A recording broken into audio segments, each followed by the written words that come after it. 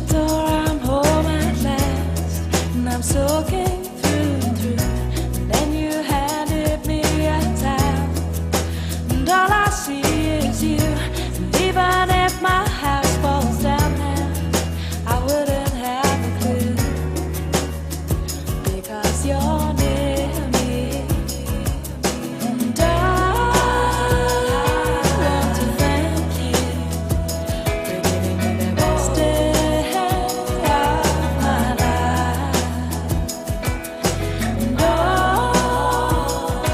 just to be with you is having the best day of my life. This is Nationwide 90 FM, owned and operated by Nationwide News Network. We broadcast from our studios at 6 Bradley Avenue, Kingston 10, Jamaica. Transmitting on the FM 90 band.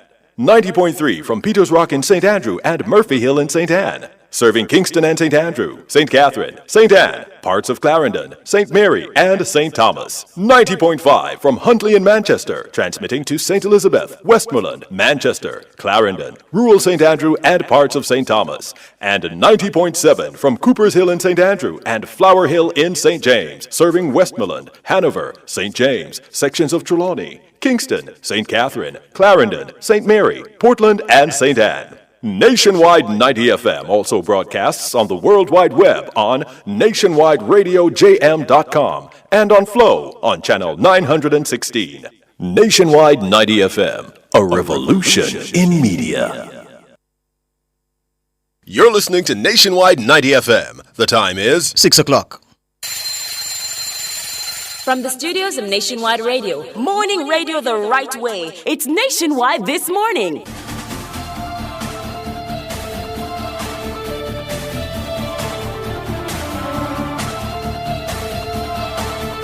Coming up in the news at 6 this morning for Tuesday, November 26, 2024, retired policemen among 2 dead in road crashes on Monday. MSME Alliance wants government to include small and medium-sized enterprises in proposed GCT reduction on light bills. And the diaspora-based lawyer doubtful the Prime Minister has enough time to make good on promises to the people before the next election. In regional news, TNT watchman sentenced to 9 years for raping his little sister.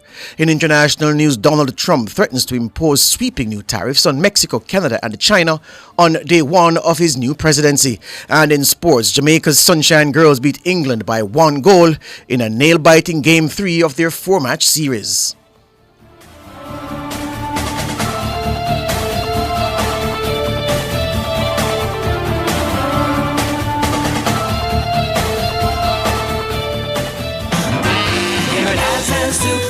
You can fill your Christmas list. It's 4 weeks till Christmas, and Ascent Supercenter has everything you need to start your shopping now. Choose from our wide selection of decorations, lights, and Christmas trees. And don't forget to stop by this Friday, Saturday, and Sunday for our 3-day pre-Christmas sale. And we're now open every Sunday till Christmas. So this Christmas, make it Ascent Supercenter for sure. It's a lifestyle. Catch the first news of the day, a comprehensive package of local, international, sports, and business news. The news at 6 on Nationwide 90 FM. Now to the details. At least 5 people were shot and killed in a mass shooting incident on Waltham Park Road in St. Andrew on Monday evening. The shooting took place at 83 Lane shortly before 8 p.m. Unconfirmed reports are that the 5 men were shot execution style. The videos have been circulating on social media showing the crime scene, and an advisory for those with weak constitutions, it's better not to watch it. It's a developing story that we'll have more on as we go along on this Tuesday morning. A retired policeman is among 2 people who died in separate road crashes in central Jamaica on Monday. Dead are retired police sergeant Robert Lambert of Clover in Mandeville, Manchester, and a 45-year-old labourer Kimar Brandt of Woodhall District in Clarendon. In the more recent incident, police report that about 7 p.m. Lambert was driving a Nissan Tida motorcar on Villa Road towards the Mandeville town centre when the vehicle collided with an Isuzu motor truck at the intersection with the Carteret Road. Lambert was pronounced dead at hospital. Earlier on Monday, about 5:45 p.m., Bryant was driving a motorcycle in Chapelton when, upon reaching near the intersection with Hyman Street, the motorcycle collided with a Toyota Probox motor car. Bryant's right leg was severed in the incident. Police say he was not wearing a helmet and suffered extensive head trauma. President of the MSME Alliance, Antoinette Hamilton, is calling on the government to consider reforming the proposed reduction in the General Consumption Tax GCT on electricity bills to include small and medium-sized enterprises. Prime Minister Andrew Holness announced on Sunday that his administration intends to lower the GCT on electricity from 15% to 7% by March 2025. The reaction is that up until when the Minister of Finance announced that it did not apply to businesses, we were somewhat optimistic. So as it is now, it does not apply to businesses, and so we would want the Minister of Finance and the Prime Minister to look into other ways in which the GCT system can be reformed to include the MSME sector. Antoinette Hamilton, president of the MSME Alliance. She was speaking on Nationwide at 5 on Monday. Finance Minister Favour Williams says the government will be giving up approximately $1.7 billion in revenue to facilitate the reduction in GCT on electricity bills. She told Nationwide News that while the focus is on residential customers of the Jamaica Public Service Company, the government is willing to explore options to benefit the business community. We will look at the structure of it to see if there's anything we can do to change it to make it, beneficial. But the big issue right now has to do with residential, how the GCT has been structured, and the fact that there's a significant amount of electricity that gets used and not paid for by the persons using it. Favour Williams, Finance Minister. Meanwhile, Managing Director at Home Choice Enterprise Limited, Karima Munsi, says there needs to be a review of the GCT Act. My view is that GCT should not have been charged anyway on electric bill. So when it was introduced, it should have been considered that it's a necessity. As manufacturers, we have to pay the government GCT whether it is collected, yes or no. We'd like the government to look at the manufacturing sector as being a vital part of our sector. The MSME makes up 80% of the economy. We believe that if we pay our invoices, pay over GCT on invoices that are paid and not billed as sales, we would have better cash flow. So if we sell, for example, we sell a chain of supermarket $1 million, we have to find $150,000 to pay upfront, even if we don't collect that. So that ties up our cash flow. So that GCT reform on a whole needs to be considered, especially for the MSME sector. Ms. Munsi says on balance, operators of small and medium-sized businesses are getting a raw deal from the government.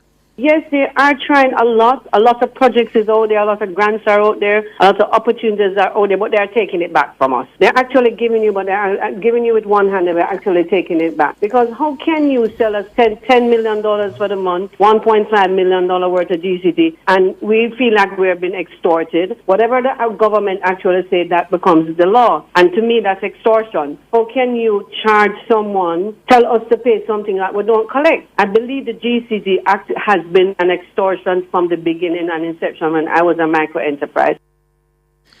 Karima Munsi, Managing Director, Home Choice Enterprise Limited. Attorney at Law Dr. David Brown says he's unsure Prime Minister Andrew Holness has enough time to make good on his promises to the nation before the next general election. Dr. Brown was among attendees at the JLP's 81st annual conference on Sunday. The Washington, D.C.-based attorney says Holness has about 6 months at best to make a credible pitch to voters as his administration seeks a third term in office. Anecdotally, it's going to be very difficult. So he did give a few goodies, announced a few goodies yesterday, things that will probably kick in the next fiscal year. But I anticipate that he's going to announce some more things, during his budget presentation. But again, the election is due in September. I don't know if that's going to be enough. He said yesterday that he's instructed his ministers to look at ways within which to cut the red tape. Let's see if it will work. I think the Prime Minister has probably a good 6 months to figure this out. And let's see if they'll be buying from the Jamaican populace. Dr. David Brown, attorney at law. Meanwhile, Assistant Lecturer of Public Policy at the Mona campus of the University of the West Indies, Damian Gordon, says the Prime Minister's focus on so-called ordinary Jamaicans reflects the growing pressure he's under in this election season. so many unknown variables, many of which are not currently in the favor of the governing party. The fact that they have been in office for 2 terms, which is about 10 years, the patience of Jamaicans obviously is running out. They have high expectations. Even small or marginal or negligible changes in policies will not necessarily move the needle. So I think that considering those factors combined, the Prime Minister said, as I said, is perhaps gearing up for the fight of his life and he's conscious of it, and so is the government. And that is why there's this attempt now to pivot to ordinary Jamaicans. But we'll see more of that heading into next year, especially when the budget is ready. Damian Gordon, Assistant Lecturer of Public Policy at the Mona campus of the UWI, both himself and Dr. Brown are speaking on Nationwide at 5 on Monday. And Gordon says the opposition PNP must have a ready-made plan to improve people's lives if they are voted into office at the next election. What it means is that even if the People's National Party were to win, they would have to hit the ground running immediately, because the Jamaicans would have run out of patience and they require results. They require policies that will move and improve their lives immediately. So the People's National Party would not have a honeymoon period. So it cannot go in and attempt to find the solutions as it go along. It has to go in with a plan of action from day one. And that is a challenge that it now faces. Damian Gordon, Assistant Lecturer of Public Policy at the UWI. Health and Wellness Minister Dr. Chris Tufton says 6 hospitals across the island are undergoing extensive upgrades. He made the declaration as he listed some of the Wholeness Administration's investments in improving the public health system. For the first time in history, under this JLP administration, 6 hospitals across the country are undergoing substantial renovation through construction. Spanish Town Hospital, Cornwall Regional Hospital, after years of neglect, is now being rebuilt as a new hospital.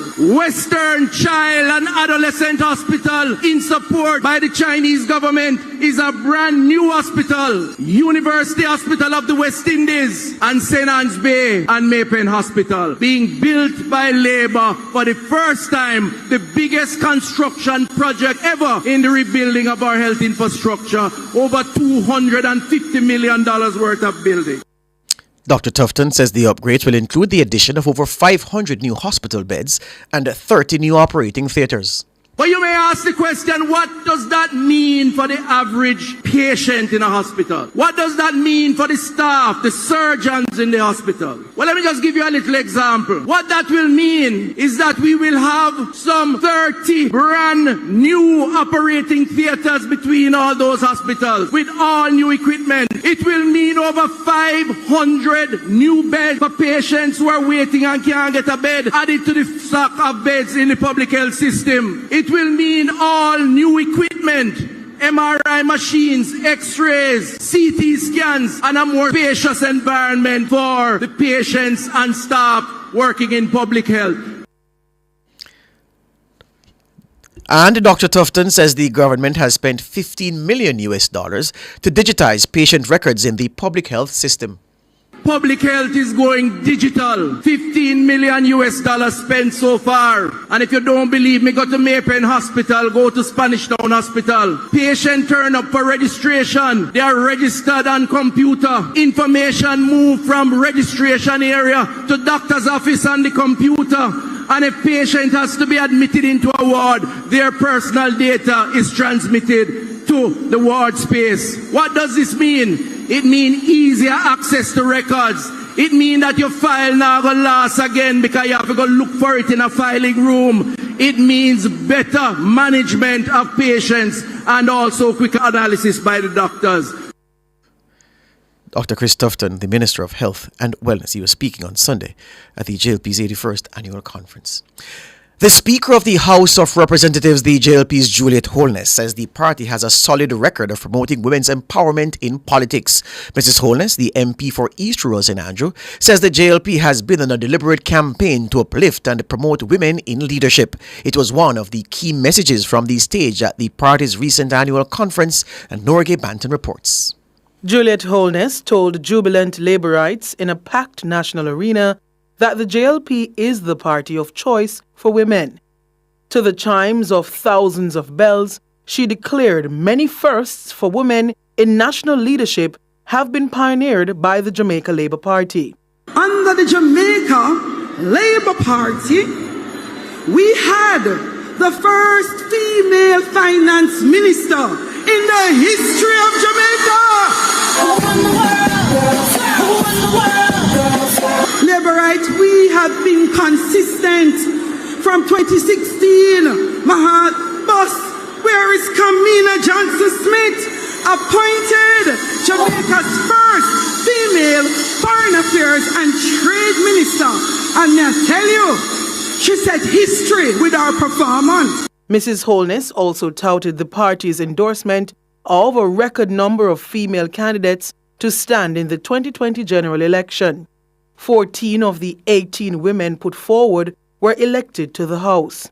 The House Speaker says she was also proud that it was a JLP government that recommended the first woman to serve as President of the Court of Appeal. Justice Marva MacDonald Bishop was sworn into office in July this year. Mrs. Holness told Labourites all Jamaican women should believe in the power of their potential. I say to our young women all across Jamaica, every single one of them, you must aspire to the opportunity for social and economic mobility. You want guess what? Step up in a life. You must aspire for self-actualization. What that mean? Anything you want to be, you can be. She says the JLP's track record on promoting women in leadership cannot be matched. We don't do like some other people and fight down them women and give them bad pull. The Jamaica Labour Party is the party that genuinely and truly builds women. See me here. There have been increasing calls internationally for countries and political parties to do more to promote women in politics. Last week, Chairman of the Electoral Office of Jamaica, Earl Jarrett, called on the country's two main political parties to implement quotas to boost female participation in politics. Nora Gay Banton for Nationwide News. The Public Procurement Commission has appointed Nadia Morris as its new executive director. Mrs. Morris's appointment took effect on November 1.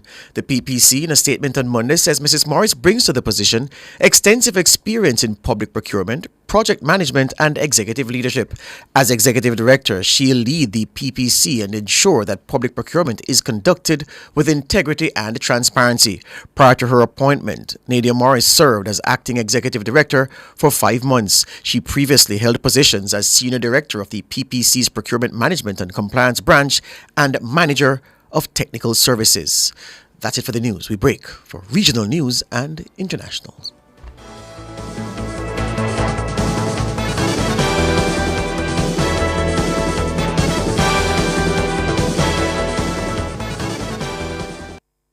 When last you get good bun, you don't know good bun until you have a mother's bakery bun. From you pull open the wrapper and it's soft so till. A sub bun for nice. And from when you take the first bite, love it so till. A sub bun for nice.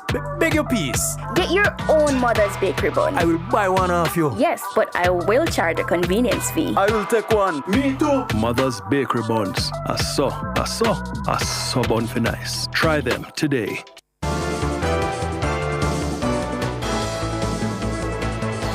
Our main regional story now. In Trinidad and Tobago, a 35-year-old watchman who admitted raping his 8-year-old sister 11 times over a 3-year period when she was a teenager has been sentenced to almost 9 years in prison. The TNT Guardian is reporting that the man, who cannot be identified to protect the identity of his victim, was sentenced by High Court Judge Cathy Ann Waterman Lachu on Monday after pleading guilty to 11 incest charges.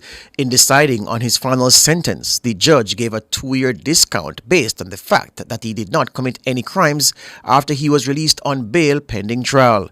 As part of his sentence, the judge ordered that the man be registered as a sex offender on the National Sex Offender Register within 7 days of his eventual release. The judge also directed that information about his conviction be published on the Public Sex Offender website within 14 days. He was also ordered to report to police 4 times a year for 6 years. Further afield, Donald Trump says he will introduce 25% tariffs on goods coming from Canada and Mexico on day 1 of his presidency. A tariff is a tax paid on goods as they enter a country. The BBC is reporting that Trump has also vowed to add an extra 10% on goods coming from China. Goods coming from China to the United States are already subject to some tariffs. Trump says the tariffs are in response to crime and drugs coming across the southern and northern borders of the United States. Meanwhile, Doug Ford, leader of Canada's most populous province, Ontario, says a 25% tariff would be devastating to workers and jobs in Canada and the United States, while the Chinese government says no one will win a trade war. That's the news.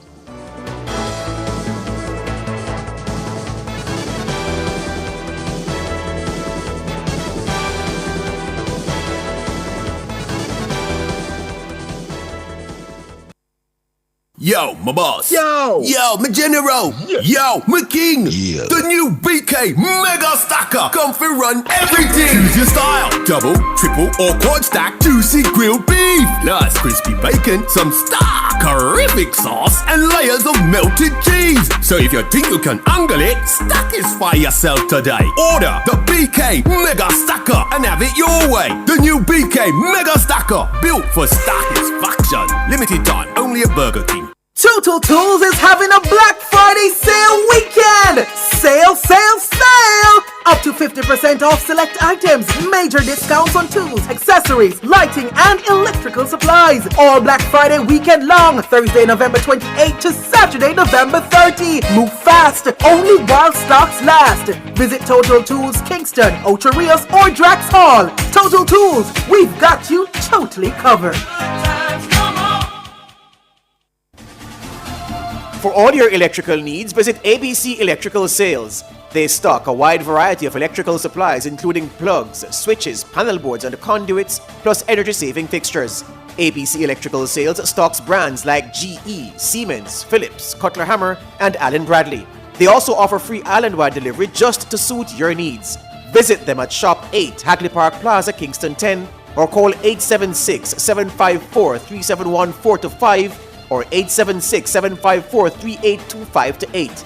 ABC Electrical Sales, for a better choice in the electrical business.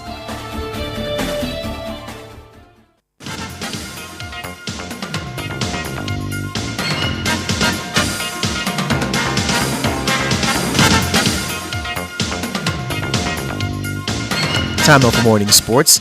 Jamaica's Sunshine Girls beat England by 1 goal in Game 3 of their 4-match series at the National Indoor Sports Centre on Monday night. The win helped the Sunshine Girls level the series at 1-1 after the first match ended 49-49 before England won Game 2 at home 55-47. The Sunshine Girls captain Shamira Sterling Humphrey says the fans were the true MVPs. Our fans brought us over the line today and we are very grateful for that. I think defensively we've won it over England today, and I think we've done our game plan and revisited the games that we lost in England and came back out strong. That's Shamira Sterling Humphrey, the fourth, and the deciding match is set for the same venue this evening at 7. Arnett Gardens are new leaders of the Ray and Neville Jamaica Premier League. The former champions beat Very United 2-0 at the Tony Spalding Complex on Monday night to replace Waterhouse atop the standings on goal difference.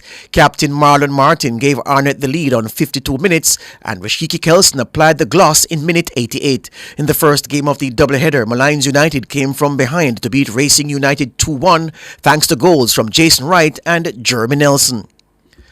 The West Indies will be looking to quickly wrap up the first test against Bangladesh at the Sir Viv Richards Stadium in Antigua and Barbuda on this Tuesday morning. Bangladesh will start the final day of the test on 109 for 7, still needing a further 225 runs to avoid defeat, while the Windies need just 3 wickets. Taijul Islam Ford, Hassan Mahmood, who's yet to get off the mark, will resume the battle. Kemar Roach and Jaden Seals have so far taken 3 wickets. The Windies were dismissed for 152 in their second innings, with Alec Athanaze top scoring with 42, while the skipper Craig Brathwaite made 23 and Joshua De Silva 22. Taskin Ahmed picked up 6 for 64, while Mehidi Hassan Miraz bagged 2 wickets. Scores of the match today: West Indies 450 for 9 declared and 152. Bangladesh 269 for 9 declared and 109 for 7. Roach says the bowlers rescued the second innings after the failure of the batsmen. We wanted some more runs with the bat, but I think as a bowling group, as I said, a very highly skillful bowling group. I think the communication was good. Once we started well with the ball, that comes from me and Jaden. Once we started off the ball, probably get 1 or 2 wickets up front, I think we're going to be in the game for the rest of the days. So I think the guy that expressed himself well today is obviously tough, not much rest. We had a very long first innings, but to come back in this evening, and obviously the way we bowled, fantastic. And I want to praise on the bowling group, the communication, the enjoyment we have. It's a good working unit, and I'm happy to be a part of it. That's Kemar Roach, West Indies fast bowler. And just back to some football now. Cavalier host Cibao of the Dominican Republic in the first leg of the CONCACAF Club Caribbean Cup final at the National Stadium. Later on this Tuesday, Cavalier topped Group A with 3 wins and 1 defeat in the preliminaries, while Cibao recorded 3 wins and a draw to top Group B. Cavalier finished runners-up in 2023, losing 3-0 on aggregate to SV Robin Hood. The Jamaican side returned to the final for a second consecutive season, following a 7-0 win over Real Hope FA on aggregate in the semi-final. That's the sports.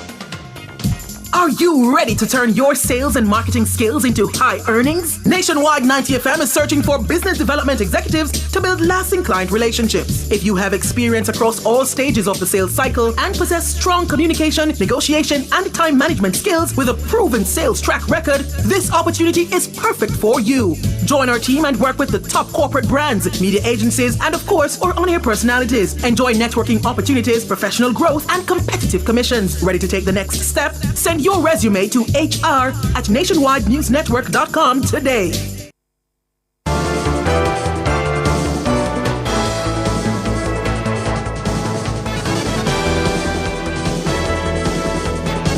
Time now to talk some business. Millions of Americans with obesity could be eligible to have popular weight loss drugs like Wegovy or Ozempic covered by Medicare or Medicaid. This, according to a new rule the Biden administration proposed on Tuesday morning. The rule, which would give millions of people access to weekly injectables, is expected to cost taxpayers as much as $35 billion over the next decade. The costly proposal from the U.S. Department of Health and Human Services sets the stage for a potential showdown between the powerful pharmaceutical industry and incoming Health Secretary Robert F. Kennedy Jr. Kennedy is an outspoken opponent of the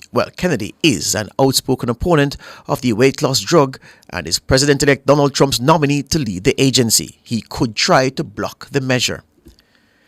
U.S. department store Macy's says a rogue staffer concealed more than $130 million in company costs over roughly 3 years, causing it to delay the release of its latest accounts. Macy's, also the owner of Bloomingdale's and the makeup chain Blue Mercury, said it was postponing its quarterly sales update as it probes the incident. The retailer says the staffer was responsible for tracking expenses related to small package deliveries. It adds that it believes the person acted alone. Macy's says the impact was limited and would not affect its payments to other firms. Locally, the Jamaican dollar will sell for an average of $158.49 against the benchmark US dollar when trading opens later on Tuesday. The Canadian will go for $113.27, while it will cost $202.98 to buy the British pound. That's it for the news.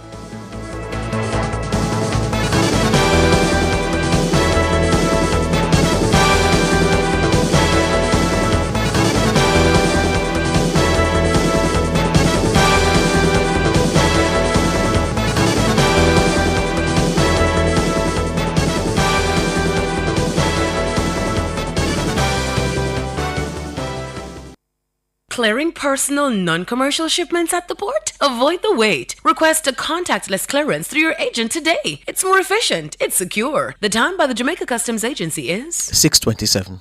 I don't have no time for whole heap of paperwork. That's why I downloaded and signed up for my 1JN Passport app. Get it all in one go. Download and sign up now. The temperature by the 1JN Passport app is 25 degrees Celsius in Kingston, and get this, 23 degrees Celsius in Montego Bay.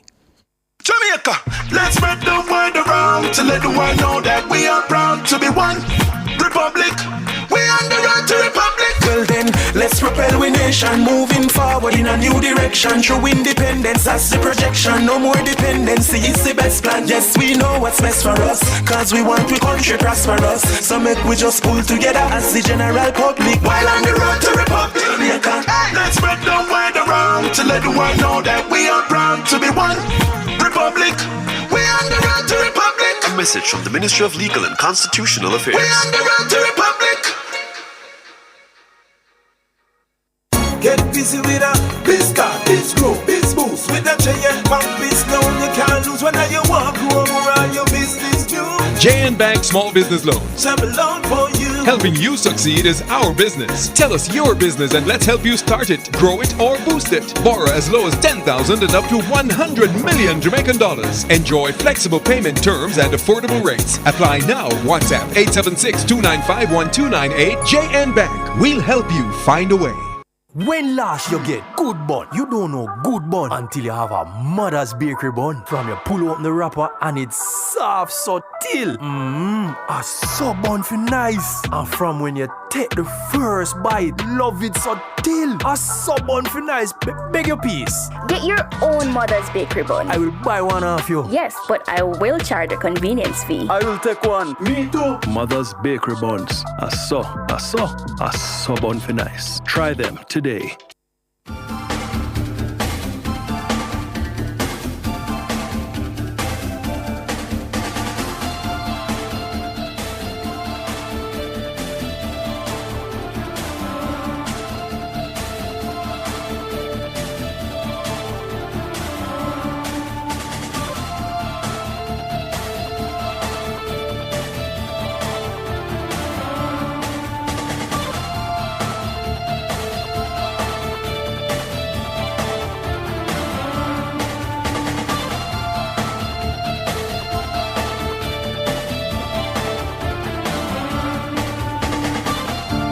The sun is out and shining, a smile on my face. Good morning, Mr. Obstacles. How you doing today? If I am living, I have to live it up, no matter the feeling. I got to get up. If I am living, I have to live it up, no matter the feeling. I got to get up. And that's a spirit.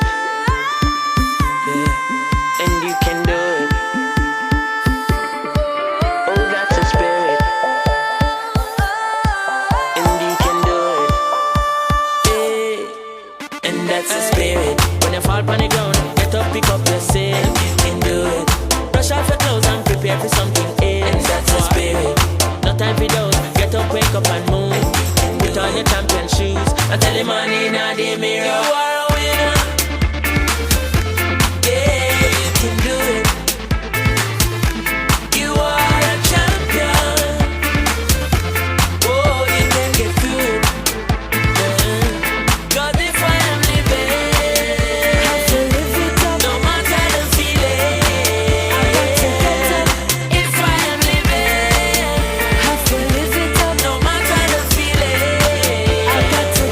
Good morning on this Tuesday, November 26, 2024. The month is almost over, and Mr. King has yet to play a Christmas carol. Not an ideal situation at all. And Mr. King, you should know that the listeners are complaining, saying that, boy, you're not doing right by the Christmas spirit. Yeah? It's a good Tuesday morning. Cool in Montego Bay. 23 degrees, they say. And Kingston, 25. cool as well.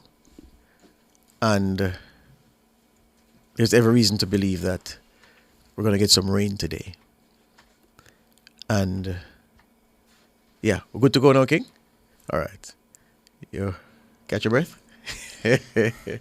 I say good morning to Sanjay Roden. Good morning, sir. Good morning, George. Good morning, listeners.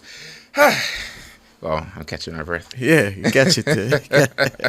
Catch it like a slip fielder, yeah? Yeah, man. This morning finds us, listeners, Sanjay, talking about what the Prime Minister announced on Sunday. The opposition PNP, they're having a press conference at 10 this morning. The opposition leader will lead it. Dr. Dayton Campbell is there, the General Secretary. They've billed Philip Powell, the spokesman on energy. And they say they'll be looking at facts versus fantasy. And I wonder, what are the facts that they'll put down and what they'll identify as the fantasy? Yeah. I seen the paper this morning, some reaction to the GCT on electricity bill. The Gleaner quoting an energy expert, Stephen Wedderburn, and he's saying that it won't benefit Jamaicans in the way that people think it would, or it will, that it will only benefit better off Jamaicans. Well, the report quoted him as saying that it will only benefit wealthy Jamaicans, well-off Jamaicans, and it won't benefit the people who are struggling with their electricity bills. I leave Mr. Wedderburn for later. I'll talk about him just a little bit. But this is the problem I have with this country, and I've always had for the longest time. First of all, I'm not saying I agree that it won't benefit regular Jamaicans, because I think it will. But governments have been put in a position where they are deathly afraid to do anything that provides people in the middle class with any comfort, with any relief. It's always about the poor. And yes, the poor in any society have to be taken care of and they have to be given priority. It's a fact, yes. But a government is in power to cater to not just the poor, but to everybody in it. And we who are middle class people now, we're once poor, many of us. Well, there's hardly anybody who was downgraded. So you must upgrade from poor to middle. You're not downgrading from wealthy to middle. But for those of us who took expensive student loans to fund our education, who stayed focused when our friends were with their first paychecks, Andre, buying the flashy car, and flossing. We saved, we repaid our student loan, we drove a little, friend had a B13. You know what a B13 is? Friend had a B13, when father give him from St. Elizabeth. Man called him one night, say him broke down. It was halfway through the road. That night, about 2 a.m. Yeah, and car crankshaft, all kind of something happened to the car. But it's what he had. That man is now one of the leading pharmacists in the Caribbean. Yeah? And so many of us said, boy, the loan has to be repaid and we have to make our way. And we made our way where we can afford the things to make our family comfortable and we are, getting by. Governments are afraid to do anything that gives us any benefit. They're afraid to do anything that will cause our purchasing power to be impacted positively. When most times, many people in the group they call the middle, and the middle is still a stratified region. The middle has people who you employ a nanny, if you have young children. You employ a helper. Sometimes you employ a helper and a nanny. You employ a man for cut your yard. You employ a man who can know say, wash your car, wash your wife's car, whatever it is. So you provide direct employment to people and you provide indirect employment to other people. But we don't forget nothing. There should be nothing that benefits us it will only benefit those who the party says the people who are suffering. Only the people who are suffer alone for benefit. Because Rubbish. you can afford nanny, you can afford... No, but my nanny is who? Exactly. My nanny is one of those who you say are suffer, who earns because of me directly. My helper is that same person. Yeah, so you are doing nothing for me to be able to keep her in employment or keep him in employment. So as things happen and the squeeze happens, I know many nannies who have been cut. Nannies who used to work 7 days a week, 5 days a week, now are 3 or 2 helper, reduced from weekly to week on, week off, or 2 days a week. Days work now because the middle can't afford it. The middle is struggling. So when we say people are struggling, again, the politicians, the politicians have staff employed at them yard. Most of them are chauffeur driven. Some of them are driven with government gas in the car. Yeah, they tell people, "Oh, I'm for the poor," but you're not one of them. You're not one of them, So when I see a measure announced, and whether meritoriously or otherwise, people say it is only going to benefit those who can afford. Rubbish. There are people in my office who have light bills, some extraordinary light bills I was hearing of, and not just in Beryl. Yeah? And they get a little ease. They get a relief. So the little man where you have who, do some work for you, you can give him a couple more days. You can call back in the household helper and say, Miss Etty, yeah man, you can come for the 5 days now. We have a pan 2, you can come.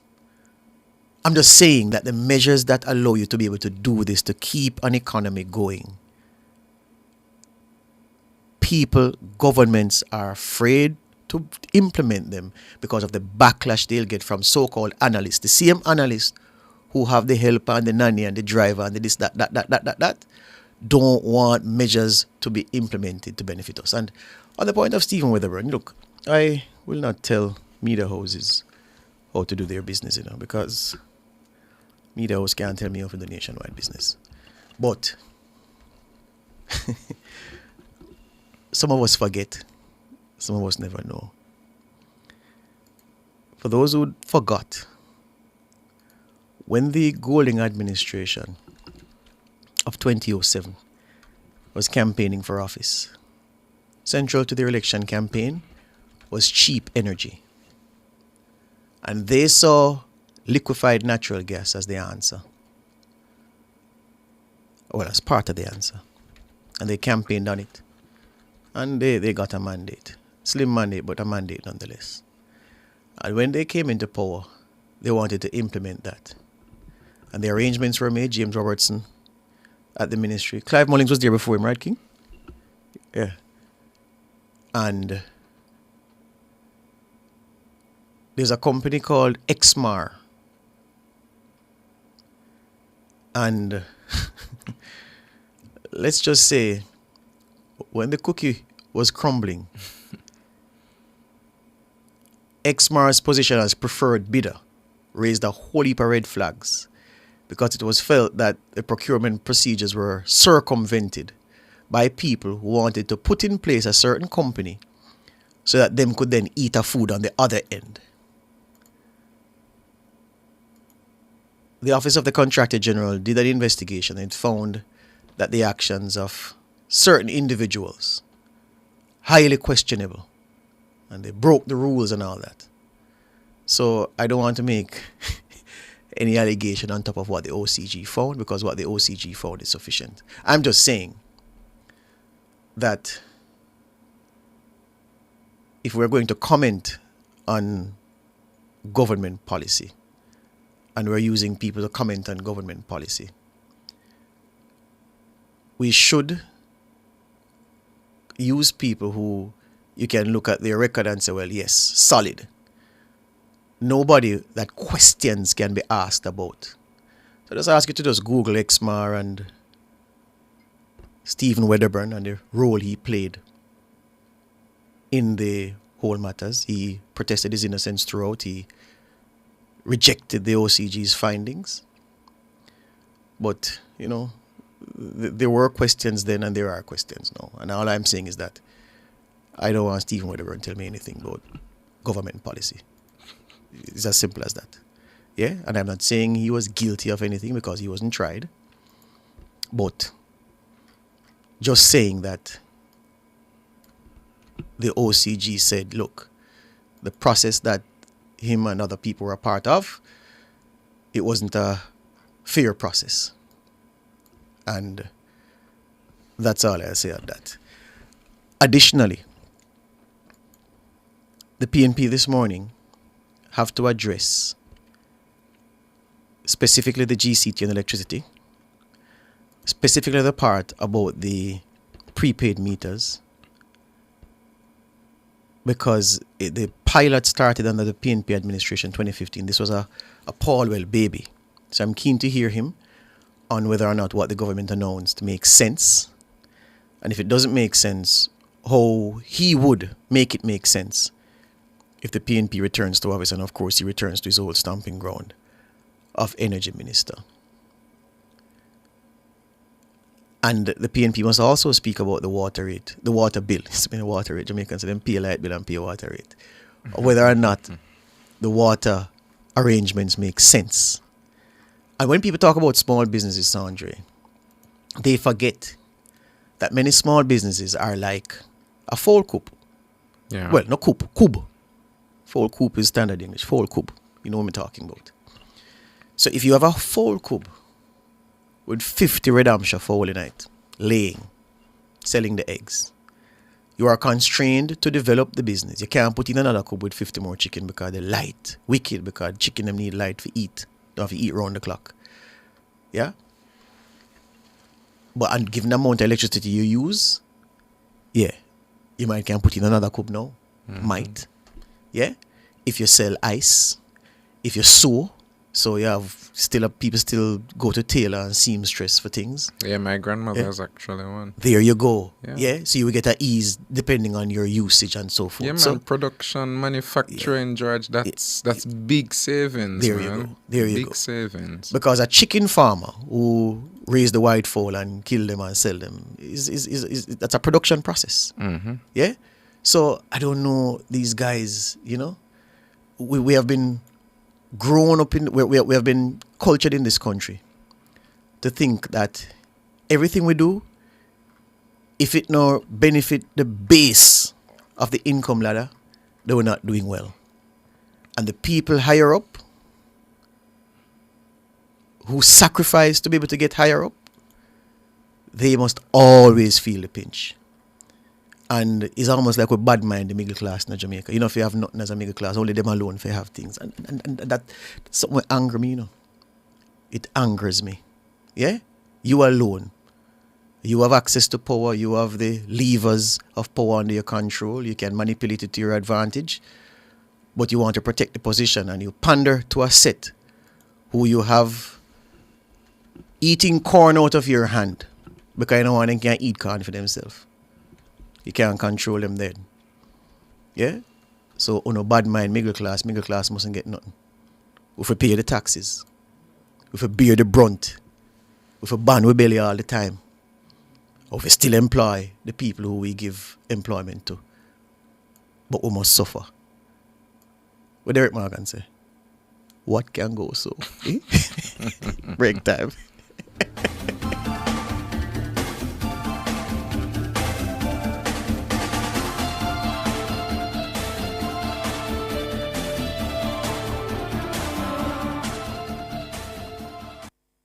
Youth in conflict with the law can get a second chance through child diversion. For more information, visit moj.gov.jm.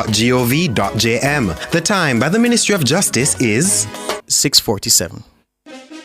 Horton's RX, the caring pharmacy, the Yes We Can pharmacy, the Yes It's in Stock pharmacy, the House Call Delivery pharmacy, the RX Pack mobile app pharmacy, the RX Plus digital wallet pharmacy, the 20% reward pharmacy, the easy to remember number pharmacy, 876 RX0 RXRX, the easy access 24/7 pharmacy, Horton's RX, the convenient pharmacy, #wellness, #simply delivered. Are you ready? Join us on November 28th from 11 a.m. to 5 p.m. at the University of the Commonwealth Caribbean's Youth Day. Enjoy our Business Expo, get expert leadership advice, and explore diverse program offerings. Join a live panel discussion on youth leadership in the digital age and many more exciting presentations. You don't want to miss this. UCC's Youth Day, November 28th, 11 a.m. to 5 p.m. 17 Worthington Avenue, Kingston 5. For more information, visit ucc.edu.jm. I wish I could reduce my electricity bills. I wish I could live more sustainably. Get a Sagicor Bank mortgage from November 11, 2024 to January 31, 2025, and you could be a lucky winner in the Sagicor Bank Mortgage Green Wish promotion. There are 3 grand prizes of energy-saving appliances to be won. Get a Sagicor Bank mortgage and make your green wish come true. Visit sagicor.com. Conditions apply. Authorized under Section 58.3 of the Betting, Gaming and Lotteries Act. Delicious meals, poolside cocktails, right on the beach. Disconnect from the daily worries and reconnect with the one you love. There's no paradise like home.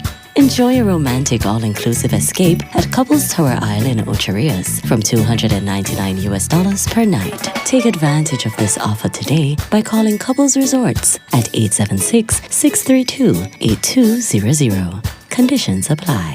Street Smart and the JUTC Morning Commute is brought to you by JUTC, your route to excellence.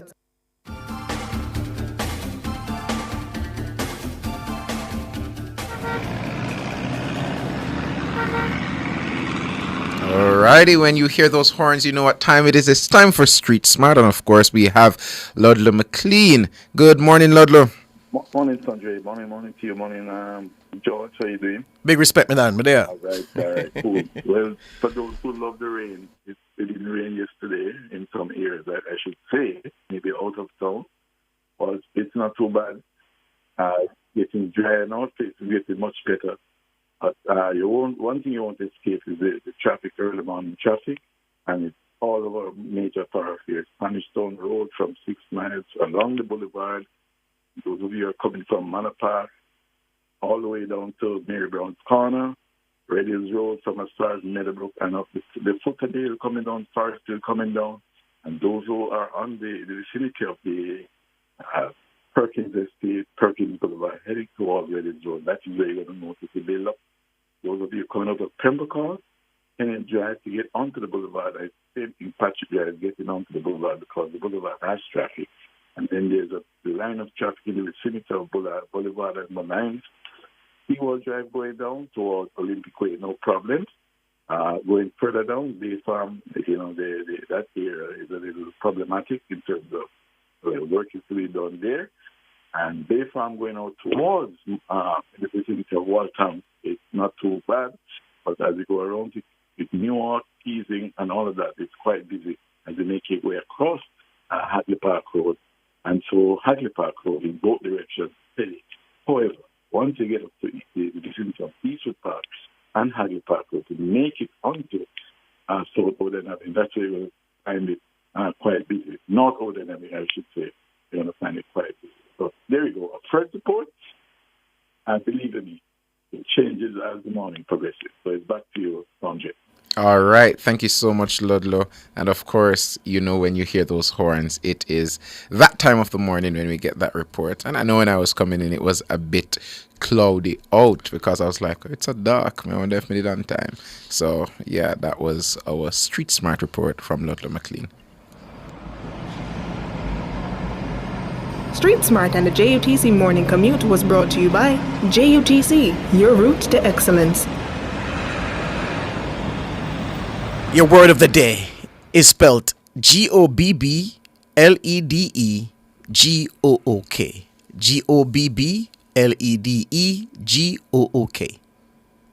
Gobbledegook. Gobbledygook. Gobbledygook.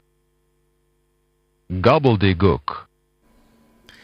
Word of the day is gobbledygook. It is. Hold on there. This is something else. Gobbledygook. It is. Why the page now work with me? All right, here we go. So, gobbledygook, Gobbledegook, first recorded between 1940 and 1945. So it's recent, relatively speaking. It was coined by a Texas politician based on the noise made by a turkey. Examples: the contract was filled with so much gobbledygook that I could barely figure out what it was saying. I tried to read the instructions, but the technical jargon was all gobbledygook. Yeah, it's just like somebody reading and say, boy, it all looks Greek to me, or boy, this looks like China language. You understand? Yeah. Gobbledygook. Gobbledygook. Your word of the day, gobbledygook. It has, if we said it was first used between 1940 and 1945, and that it's recent, you know the form of words, always older than that. Gobbledygook, language that is usually hard to understand. That's what the noun gobbledygook means. So, Sandre, we have 2 minutes before we get to the features. Your take on conference on Sunday? Well, I think the JLP did a clean, kind of sleek conference. I would have said that the only different element that the People's National Party had was really their surprise appearances. But that would have led me to tell others around me that they needed the Prime Minister to come out in his number 10 shirt. They needed him to have a speech that would not be too long. Yes. That was one. A speech that was impactful, a speech that had the right appeal. A lot of people are saying, oh my God, his speech had no substance. When the Prime Minister speaks substance, the same people say, oh my God, his speech is too long. And so when he comes, he did the right amount of substance, the right amount of appeal, and he did the right amount of punch. That was one of the best speeches I've ever heard from the Prime Minister, and I'll maintain that. If you ask me tomorrow, it's the same thing. I think he came out and he did what he needed to do. It wasn't too long. He didn't wait too long to address the conference. He just ran on stage, addressed the conference. It was punch. They needed to do that. I didn't know what to expect of them, but I think they got it right. I think this was probably one of the best conferences I've seen from the Jamaica Labour Party in recent times. Yeah, and as we go to the features, I said yesterday that what I thought he did was that he took the substance, the heavy lifting, and he presented that at this address to the nation on the Tuesday before. Yeah, the economy. The Aspire speech. That was the substantive speech, allowing him at conference to do what he did. All right, let's break for the features and then the news at 7.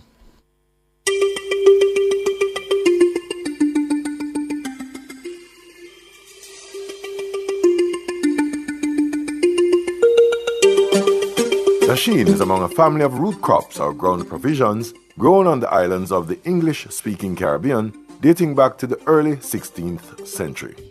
Also known as taro, blue food and kalo. Historians say the crop arrived to the Caribbean aboard transatlantic slave ships.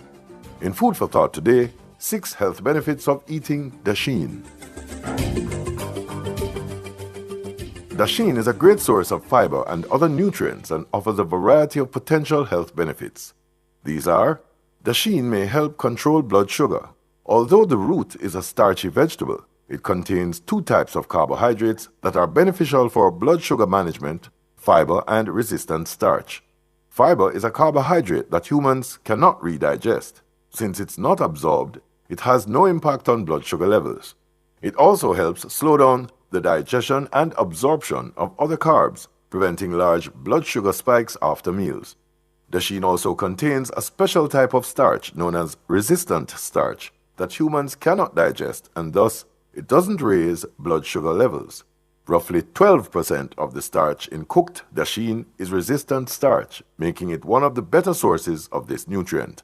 This combination of resistant starch and fiber makes taro root a good carb option, especially for people with diabetes.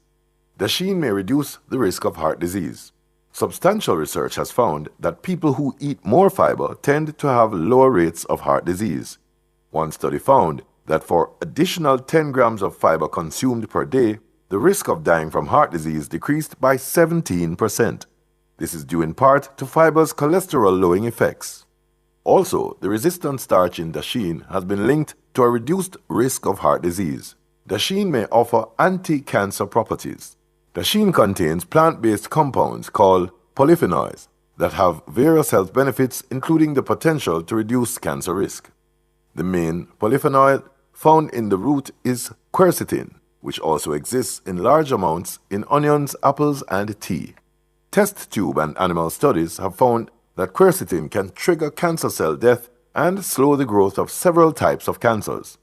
It's also a powerful antioxidant that protects your body from excessive free radical damage that has been linked to cancer. Dasheen may help you lose weight. Research has found that people who eat more fiber tend to have lower body weight and less body fat. This may be because fiber slows stomach emptying, which keeps you fuller longer and reduces the number of calories you eat throughout the day. Over time, this may lead to weight loss. And finally, Dasheen is good for the gut. Since Dasheen contains plenty of fiber and resistant starch, it may be beneficial to gut health. Your body does not digest or absorb fiber and resistant starch, so they remain in your intestines. When they reach your colon, they become food for the microbes in your gut and promote the growth of good bacteria. That's it for Food for Thought. Until next time.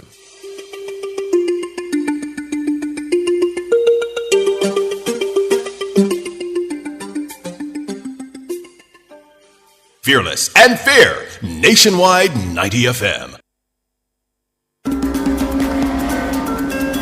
On a limited budget but need to maintain a professional look at work? I've got tips for you gentlemen. How to build a professional wardrobe on a budget. Hi, I'm Tana, and these are your lifestyle pages.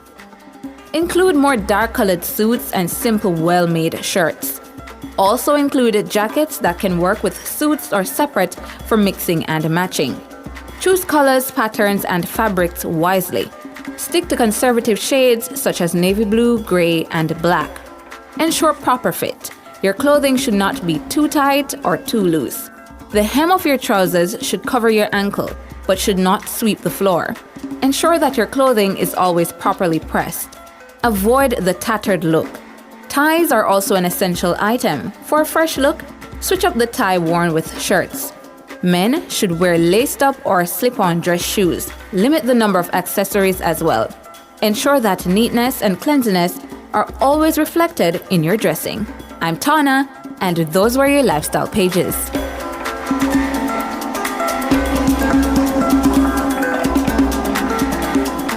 Nationwide 90 FM, continuing the tradition of fair, fearless, and factual reporting. From Negril Point to Morant Bay, a little kindness can go a far way. The time by the Jamaica Information Service is... News time, 7 o'clock. If you need to build it, plumb it, weld it, pave it, or power it, National Supply has it. Get the best brands for the job at Jamaica's Industrial Hardware Superstore, Kingston Normal Bay. The temperature by National Supply is 25 degrees Celsius in Kingston, 23 degrees Celsius in Montego Bay, and lower than that. The most credible news in the morning. The news at 7 on Nationwide 90 FM. Coming up in the news at 7 this morning for Tuesday, November 26, 2024. 5 men shot and killed on Waltham Park Road in St. Andrew. Retired policemen among 2 dead in road crashes on Monday. And MSME Alliance wants government to include small and medium-sized enterprises in proposed GCT reduction on their light bills. In international news, Donald Trump threatens to impose sweeping new tariffs on Mexico, China, and Canada on day 1 of his new presidency.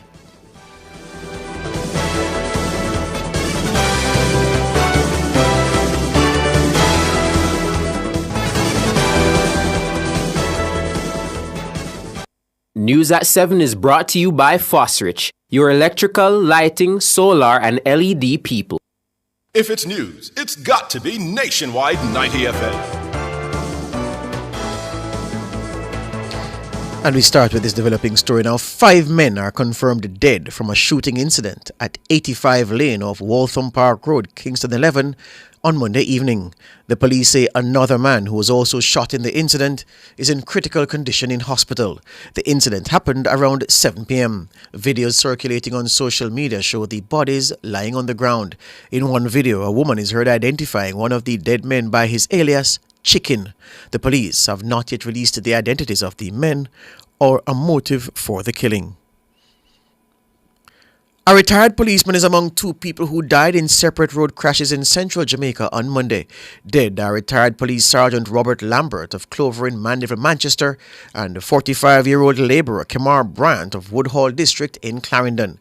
In the more recent incident, police report that about 7 p.m., Lambert was driving a Nissan Tida motor car on Villa Road towards the Mandeville Town Centre when the vehicle collided with an Isuzu motor truck at the intersection with the Carteret Road.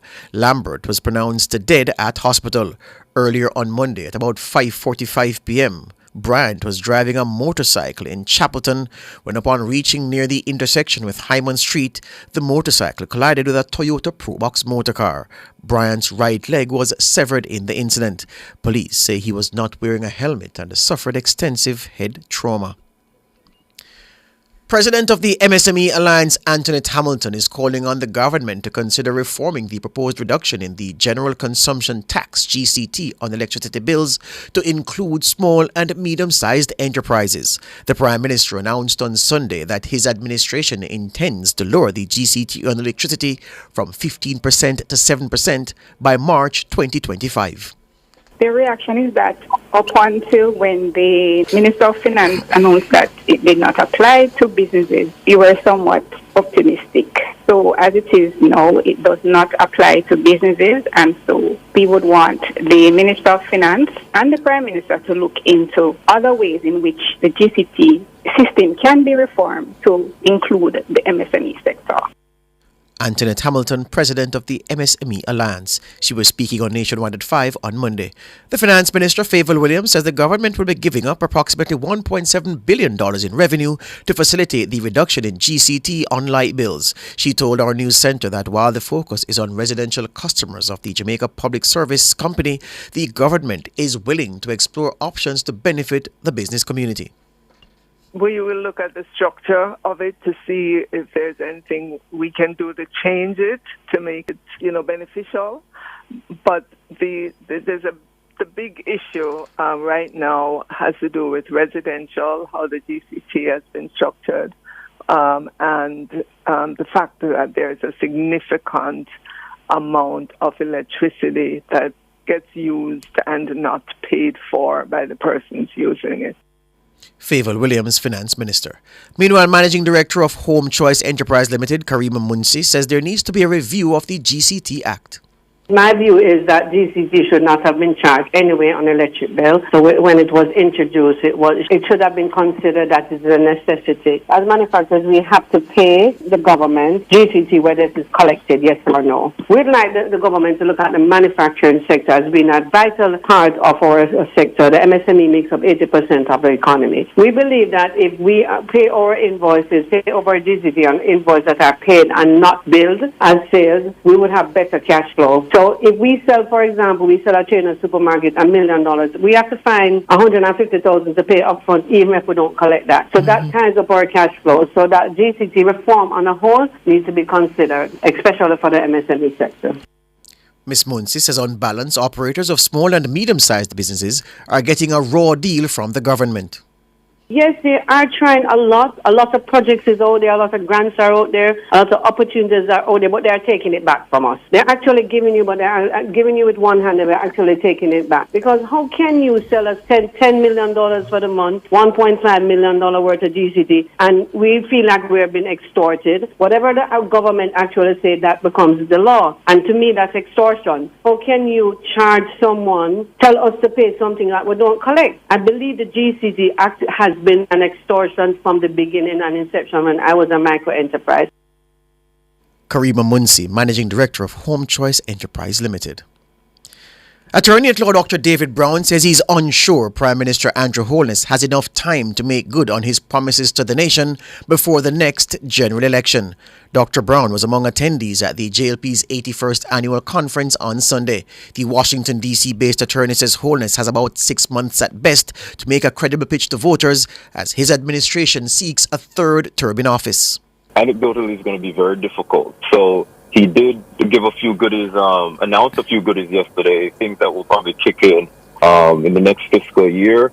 But I anticipate that he's going to announce some more things, during his budget presentation. But again, the election is due in September. I don't know if that's going to be enough. He said yesterday that he's instructed his ministers to look at ways within which to cut the red tape. Let's see if it will work. I think the Prime Minister has probably a good 6 months to figure this out, and let's see if they'll be buying from the Jamaican populace. Dr. David Brown, attorney at law. Meanwhile, Assistant Lecturer of Public Policy at the Mona campus of the UWI, Damian Gordon, says the Prime Minister's focus on so-called ordinary Jamaicans reflects the growing pressure he's under in this election season. There are so many unknown variables, many of which are not currently in the favor of the governing party. The fact that they have been in office for 2 terms, which is about 10 years, the patience of Jamaicans obviously is running out. They have high expectations. Even small or marginal or negligible changes in policies will not necessarily move the needle. So I think that considering those factors combined, the Prime Minister has said, as I said, is perhaps gearing up for the fight of his life, and he's conscious of it, and so is the government. And that is why there's this attempt now to pivot to ordinary Jamaicans. We'll see more of that heading into next year, especially when the budget is ready. Meanwhile, Dr. Gordon says the government and the Prime Minister, he says the opposition PNP rather, must have a ready-made plan to improve people's lives if they are voted into office at the next election.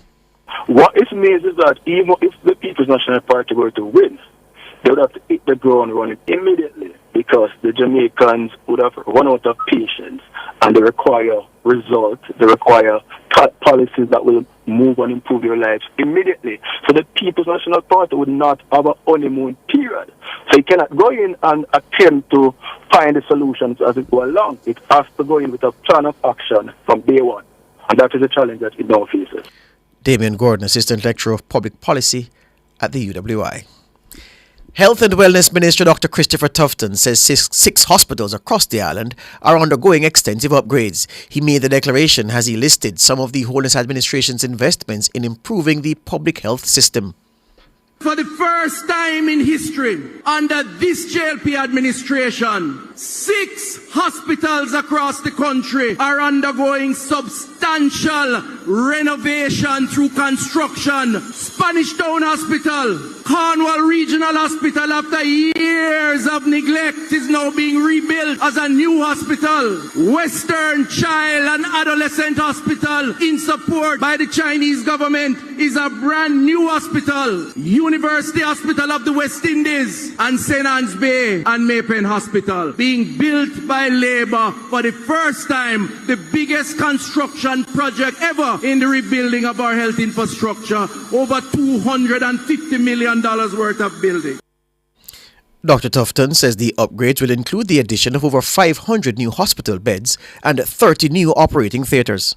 But you may ask the question, what does that mean for the average patient in a hospital? What does that mean for the staff, the surgeons in the hospital? Well, let me just give you a little example. What that will mean is that we will have some 30 brand new operating theaters between all those hospitals with all new equipment. It will mean over 500 new beds for patients who are waiting and can't get a bed added to the stock of beds in the public health system. It will mean all new equipment, MRI machines, X-rays, CT scans, and a more spacious environment for the patients and staff working in public health.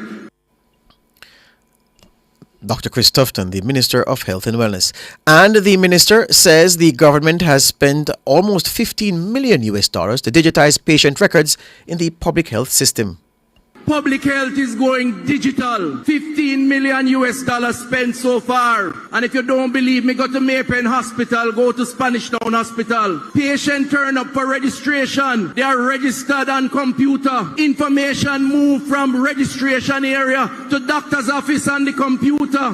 And if patient has to be admitted into a ward, their personal data is transmitted to the ward space. What does this mean? It means easier access to records. It means that your file now going to last again because you have to go look for it in a filing room. It means better management of patients and also quicker analysis by the doctors. That's Dr. Chris Tufton, the Minister of Health and Wellness. The Member of Parliament for East Rural St Andrew, Juliet Holness, says the JLP has a solid record of promoting women's empowerment in politics. She says the party has been on a deliberate campaign to uplift and promote women in leadership. It was one of the key messages from the stage at the JLP's 81st annual conference on Sunday. Norgay Banton reports.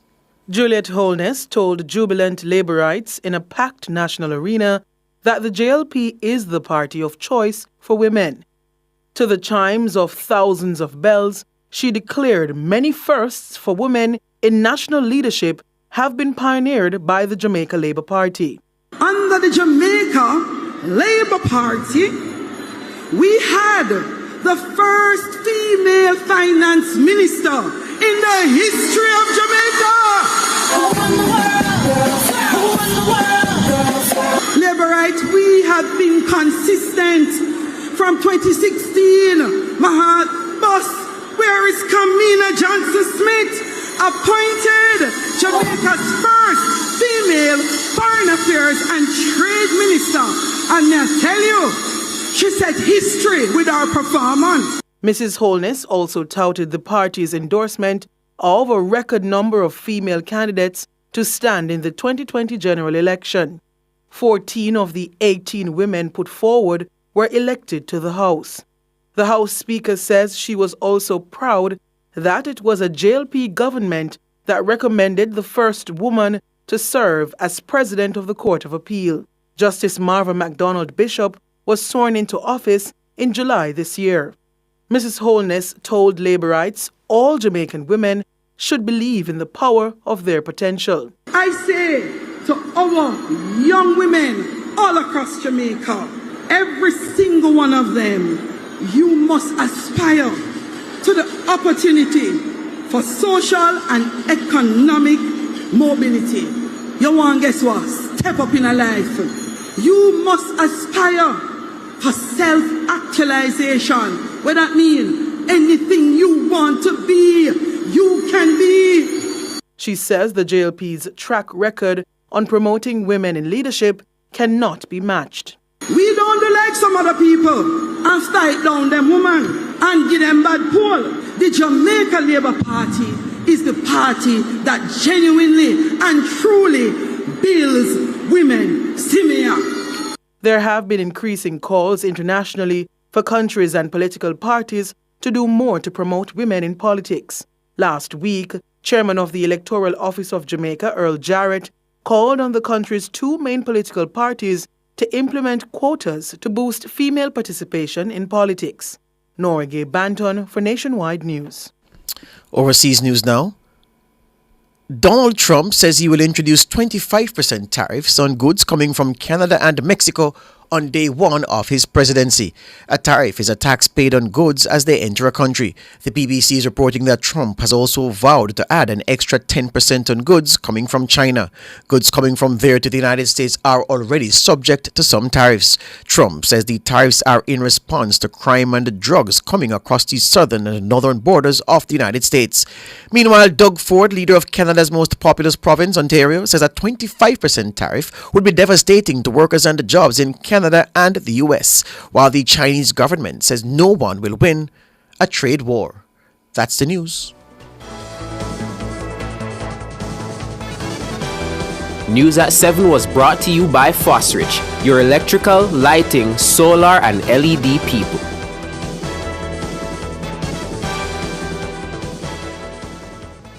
Sign up for the JN Money Card. It's safe, convenient, and free. The time by JN Money is 7:16.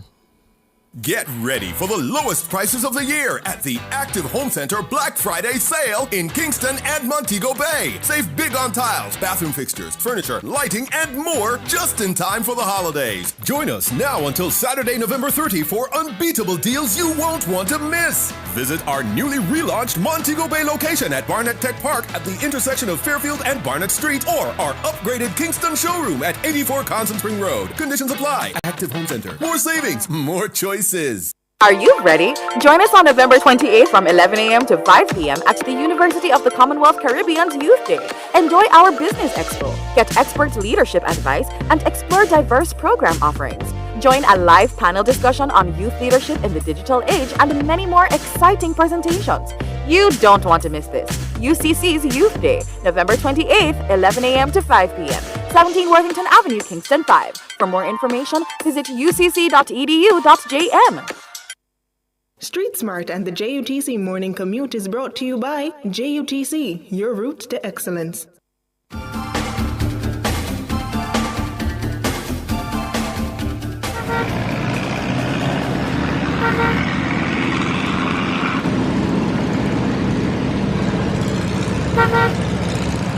Time now for Street Smarts 2 with Ludlow McLean. Good morning again, Ludlow. Yeah, George, morning again. Boy, I tell you, we're having a slight drizzle here now. I don't know how far it's going to extend, but it's a slight drizzle in some areas of the corporate area. Not so sure if it's everywhere, but depending on where you are, it's really overcast, and there might be threat of rain later on. But in terms of vehicular flow, it still remains busy in most of our corporate area. As I said, Crossroad, Slipe Road, Half a Tree Road, Retirement Road, those areas are congested now. Coming down Olop Road once you pass Lady Musgrave and the vicinity of Lady Musgrave Road and Olop Road, you're going to find it quite busy going across to Oxford Road, and Oxford Road in both directions busy now. Into Crossroads proper, it's still busy. Going around Caledonia Avenue is also busy. Going down Marasca Road, busy.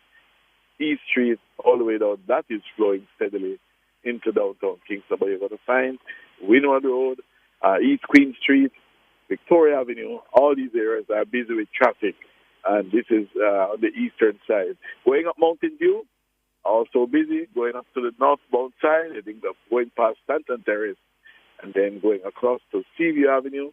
Those areas are quite busy at the moment. Ligony, Mona Road, Olop Road from the top there, from as far as Papine, quite busy, congested. So it's really a very busy morning. So it's going to be busy after this report, as I always say, in many other areas. All right? So for the time being, lots of traffic, and you have to be careful when you navigate the potholes, I should say, while you traverse. So there you go. That's Street Smart. Your safety is all concerned. Go with it, George. Go with it. Thank you, Ludlow. Thank you. Ludlow McLean there with Street Smarts 2. Up next, front page. Street Smart and the JUTC Morning Commute was brought to you by JUTC, your route to excellence.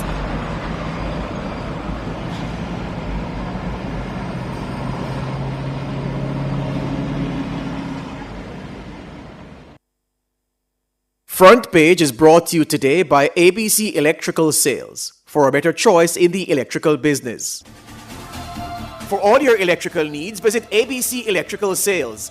They stock a wide variety of electrical supplies, including plugs, switches, panel boards, and conduits, plus energy-saving fixtures. ABC Electrical Sales stocks brands like GE, Siemens, Philips, Cutler Hammer, and Allen Bradley. They also offer free island-wide delivery just to suit your needs. Visit them at Shop 8, Hagley Park Plaza, Kingston 10, or call 876-754-3714-5 or 876-754-3825-8. ABC Electrical Sales, for a better choice in the electrical business.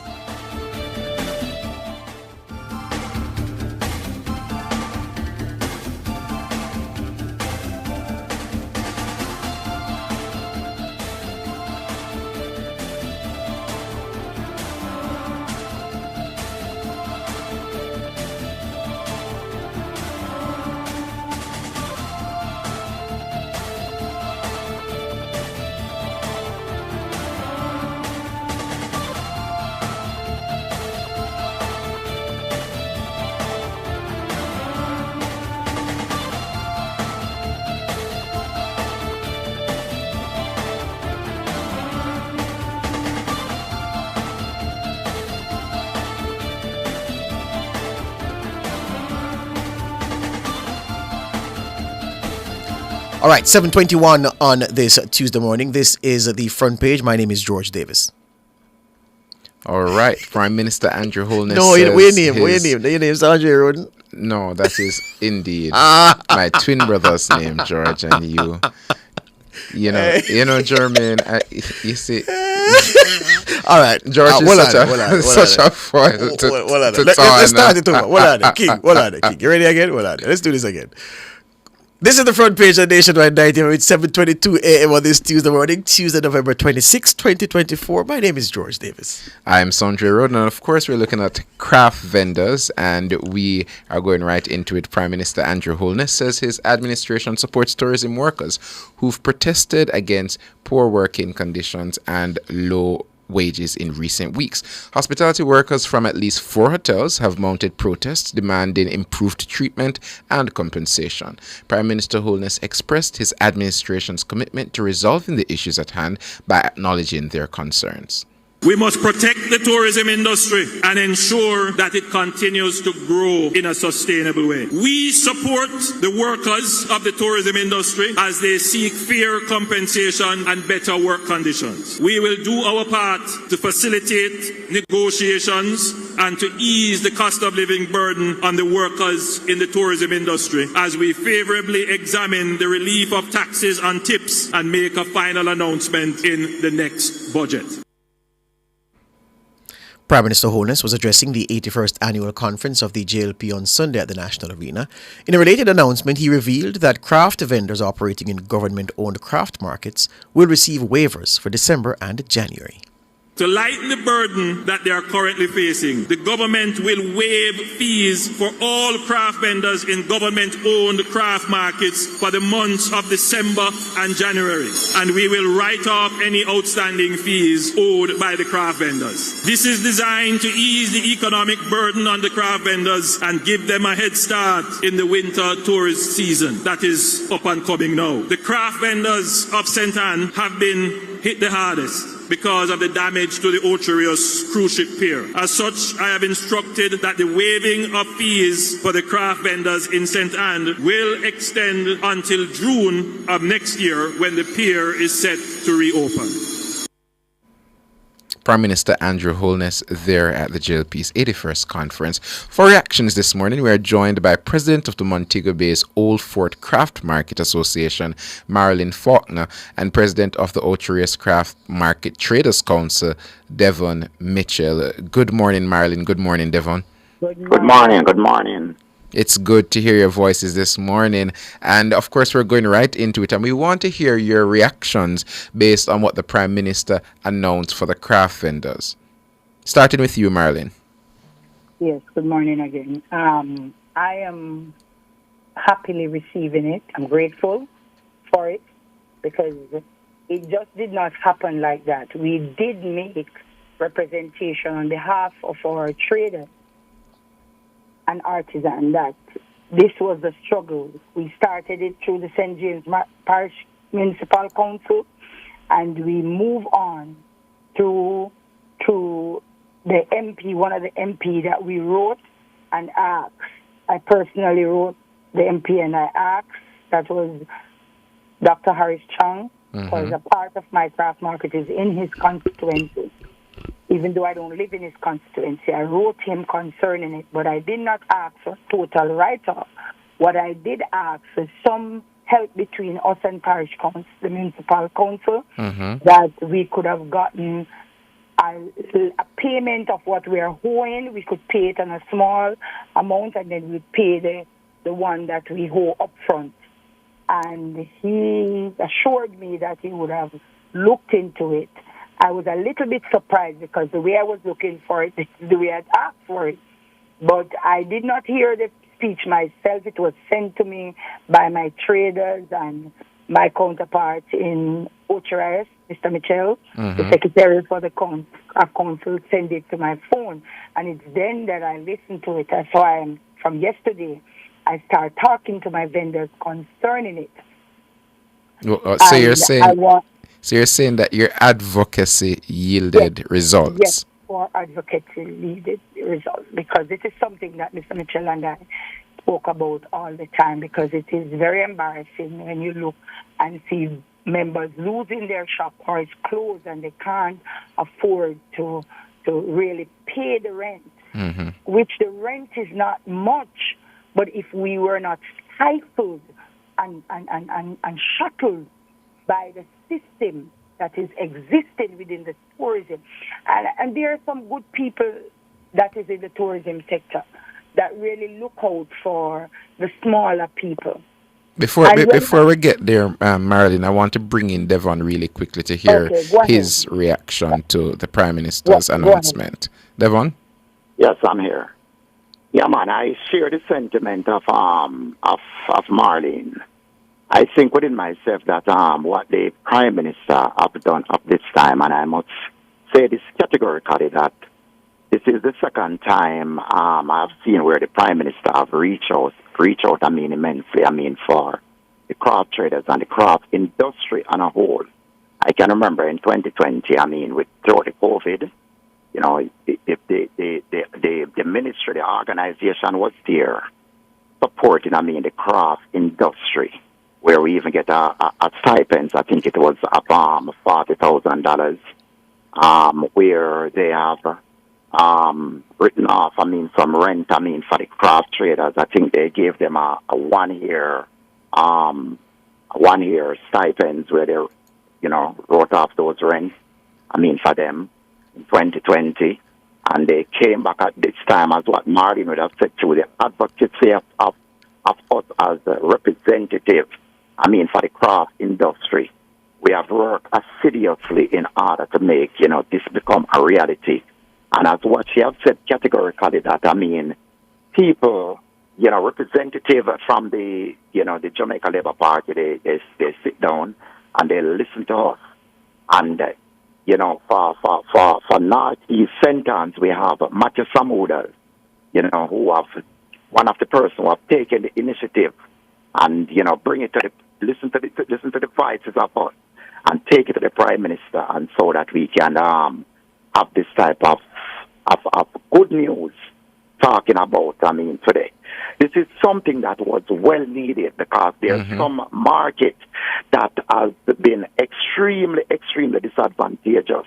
By having that type of monster in front of them, that type of rent, we're owing thousands of dollars, as what she have said earlier on.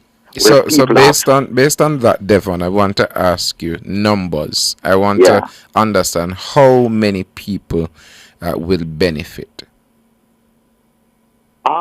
I cannot speak how many people will be benefit at this particular moment, because we haven't done, that type of aggressive survey. But I know within myself it's over 200 people so far. Will be benefit immensely. Everyone will be benefiting. Over 1,200 people will be benefit. From it. But who will be benefit? Immensely. It's over 200 people that was maybe on the verge right now of maybe losing their shop. Okay. You have the Arbor Street Craft Market, and I can call name. You have the Arbor Street Craft Market, where people have been calling me daily in order to try to see if we can orchestrate meeting, with Paris Council and so on, to see if we can help them, to save their shop down there. And I can tell you that market right now, they are rejoicing. They are rejoicing. So I think, it's just coming at the right time. Devon Mitchell, let's take the break and come right back with yourself and Marlene Faulkner. This is the front page of Nationwide 90 FM this morning.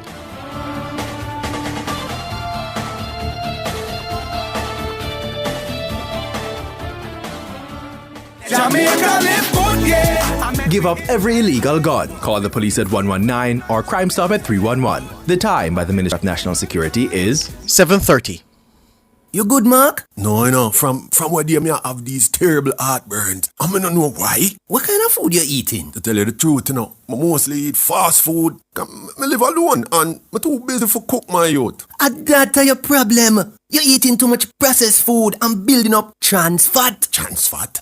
What that? Trans fat is a type of fat in a processed foods like fried chicken, fries, donuts, and them things there. So how that cause heartburn?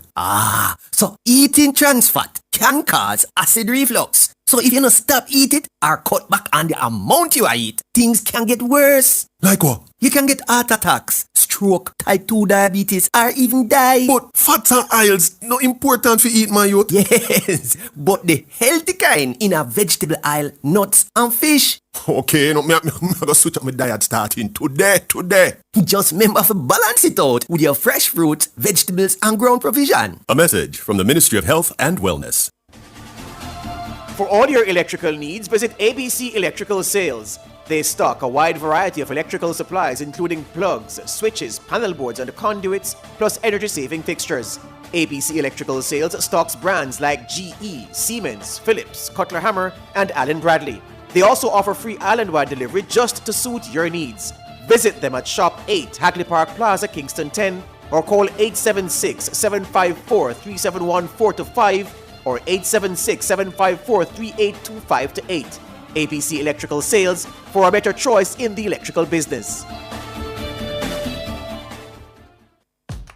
I wish I could reduce my electricity bills. I wish I could live more sustainably. Get a Sagicor Bank mortgage from November 11, 2024 to January 31, 2025 and you could be a lucky winner in the Sagicor Bank mortgage Green Wish promotion. There are 3 grand prizes of energy-saving appliances to be won. Get a Sagicor Bank mortgage and make your green wish come true. Visit Sagicor.com. Conditions apply. Authorized under Section 58.3 of the Betting, Gaming and Lotteries Act. It's time!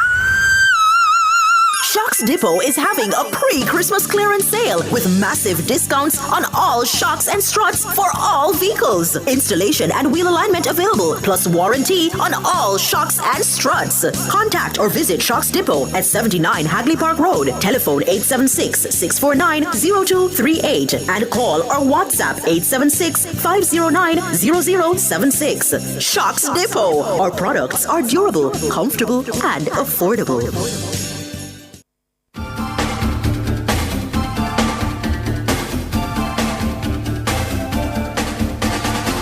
Back with us on the front page, we're getting reactions from 2 craft traders reacting to the announcement by the Prime Minister that fees for December and January will be waived, and then there'll be more write-offs for craft traders who've been having a tough time. We have with us the president of the Mobe Old Fort Craft Market Association, the lady Marilyn Faulkner, and the gentleman Devon Mitchell is at the helm of the Ocherius Craft Traders Council. So, Marilyn, I want you to give me an idea of just how much money does it cost per month to rent a craft space in the market? Yeah. At Hub Street, it's $6,000, and they would have a 254 shop. Mm-hmm. At 6,000. And my craft market is a smaller. We have 156 shops, which our rent is $4,500 per month. Mm-hmm. And I know you probably say it's not a lot of money. No, I'm not saying that, because I don't know how your business goes, so I could never say that. I understand. Yeah. I know why I put it out there that, some people might listen and they say, oh, then that's a lot of money. You are correct. But not specifically you will say it. Mm-hmm. People will look at it and say, oh, 6,000 is not a lot of money, and people who owe so much rent. But what has been happening to us from in the early 90s when the craft markets were turned on. One time the craft market was a place to go. But under, I think it was, what was her name? Erica De Silva, when she was working at TPDCO or Tourist Board at the time. Don't quote me on it. If it is TPDCO or Tourist Board, I'm not sure. Mm-hmm. But when they do a study, they used to come through every year and they give you a passing grade. The facilities were run down in a fact, but instead of helping to fix the facilities, it was told to me that under her recommendation is that the craft markets are not a viable place, a place of interest or an attraction. So we lost our status on the Jamaica Tourist Board website mm-hmm. to be advertised as a place of interest mm-hmm. or an attraction. Yeah. So we are desperately fighting to get back there. Stick up in, Marley. Let me help to make the point more clear for you. or clearer for you. So you're saying that on the tourist board website, where a person could go on the tourist board website who's interested to come to Jamaica and look at what's available and see your craft colleagues advertise their wares and to say, well, this is somewhere you can go. And then as part of their trip, plan or request to be taken there. With the removal, them people that don't see you anymore, so they could never ask to come to somewhere that they don't know exists. Exactly. That's the point. So we're trying now to be a place of interest for all four. Yeah. We're desperate trying to be a place of interest. Hold on, Marilyn. Hold on. Give me an idea, though. For some of your colleagues who are in debt, who owe the rent month over month, what are the biggest debts you're looking at? Who do you know who has some big back money for the government? Well, some of my people, some of them owe over 200,000. I think the last time I checked, we who owe the Federal Municipal Council, including everybody, I think it was between 9 or 10 million. 9 or 10 million in debt. Yes. So based on your understanding from the Prime Minister's announcement, it looks as if some of those people who owe the 200,000 or the 100,000, they'll get those debts written off and they can come back and start fresh. Is that your understanding? That's what I'm understanding, and that's what I'm hoping that will happen. All right, let me ask Devon. Devon, in terms of the Ocherius space, how much to rent the shop and how much in debt in total do your members owe to the municipal corporation in St. Anne? I cannot give a specific figure overall, but one thing I know within myself that the amount that owed out there, it is something that is substantiated enough, for everyone, to get up and feel happy this morning. Because if that didn't happen, I can tell you that because what happened, the other entity, they have a responsibility. And the responsibility is to make sure that they collect their rent. And if this didn't happen, there's a lot of people will be losing their shop. How much to rent? How much to rent the market space in Ocherius? How much to rent the space in Ocherius, in the Ocherius spaces? I think it would be somewhat unethical for me to really give that type of figure. Well, no, man. Hold on, Devon. Hold on, Devon. No, man. Devon, hold on. Devon, hold on. Devon, man. We're not quarreling. So if there's something that you don't feel comfortable publishing, that's fine. But I'm saying, let me explain why I'm asking. Marlon just gave me some figures because I want my listeners to understand the announcement from the Prime Minister. How much is it, and how much is it that people are not paying, to put into context the offer of assistance from the government or the announcement of assistance. So Marlon gave me, she says 6,000 in some spaces, 4,000 in some other spaces. So that's the reason I'm asking you on that basis. Well, it's all of the craft market. Then maybe they in different jurisdictions. Maybe they have their different amount that they pay. So you would say approximately about 6,000 up Ocherius side? Yes, approximately. Okay. Yeah, but not specific, but it's approximately. Yeah. And do you know the overall debt to the St. Anne Municipal Corporation? No, I don't know the overall debt so far. But I know, as I said before, whatsoever hold, I know it's millions of dollars. Millions of dollars. What's the most from one of the vendors that you know about, Devon? Pardon me? What's the most amount you know owed by a singular vendor? All right. What happened at this particular moment, I can maybe talk in one of the market, and I refuse to call the name of the market. That's fine. But I know that individual owe over $200,000 and something. Okay. So far. And just to clarify, Devon, is monthly rent or weekly rent? Monthly. Okay. And is the rent the only fee that the municipal corporation charges? Is the rent the only fee that the vendors pay? Not the municipal corporation, because some markets are UDC owned. Right. Yes. Some of them are parish council, and we have market that is even stronger. Yes. Right. Yeah. So it's just in different jurisdictions they have different setup. Understood. Marlon, you say in your letter to Dr. Chang you had asked for some things. Would you say you've gotten more than you asked for? You've gotten a better deal than you asked for, or there are some things still to be done? Tell me. Most definitely. Most definitely what? We have most definitely that we got more than we really asked for. because we didn't ask for. When I had written the first letter to the St. James Municipal Council, I had asked for a write-off of COVID rent. We did not get that. We got, they said to pay a certain amount, that they would write off a certain amount. People could not meet that deadline. So you were getting you got a payment plan that you couldn't meet. You couldn't stick with. No. Marlon? Yes, sir. Yeah, man. I was asking. So you're saying that you got a payment plan that people couldn't work with. Right. We couldn't manage it. Yeah. Because at the time we couldn't manage.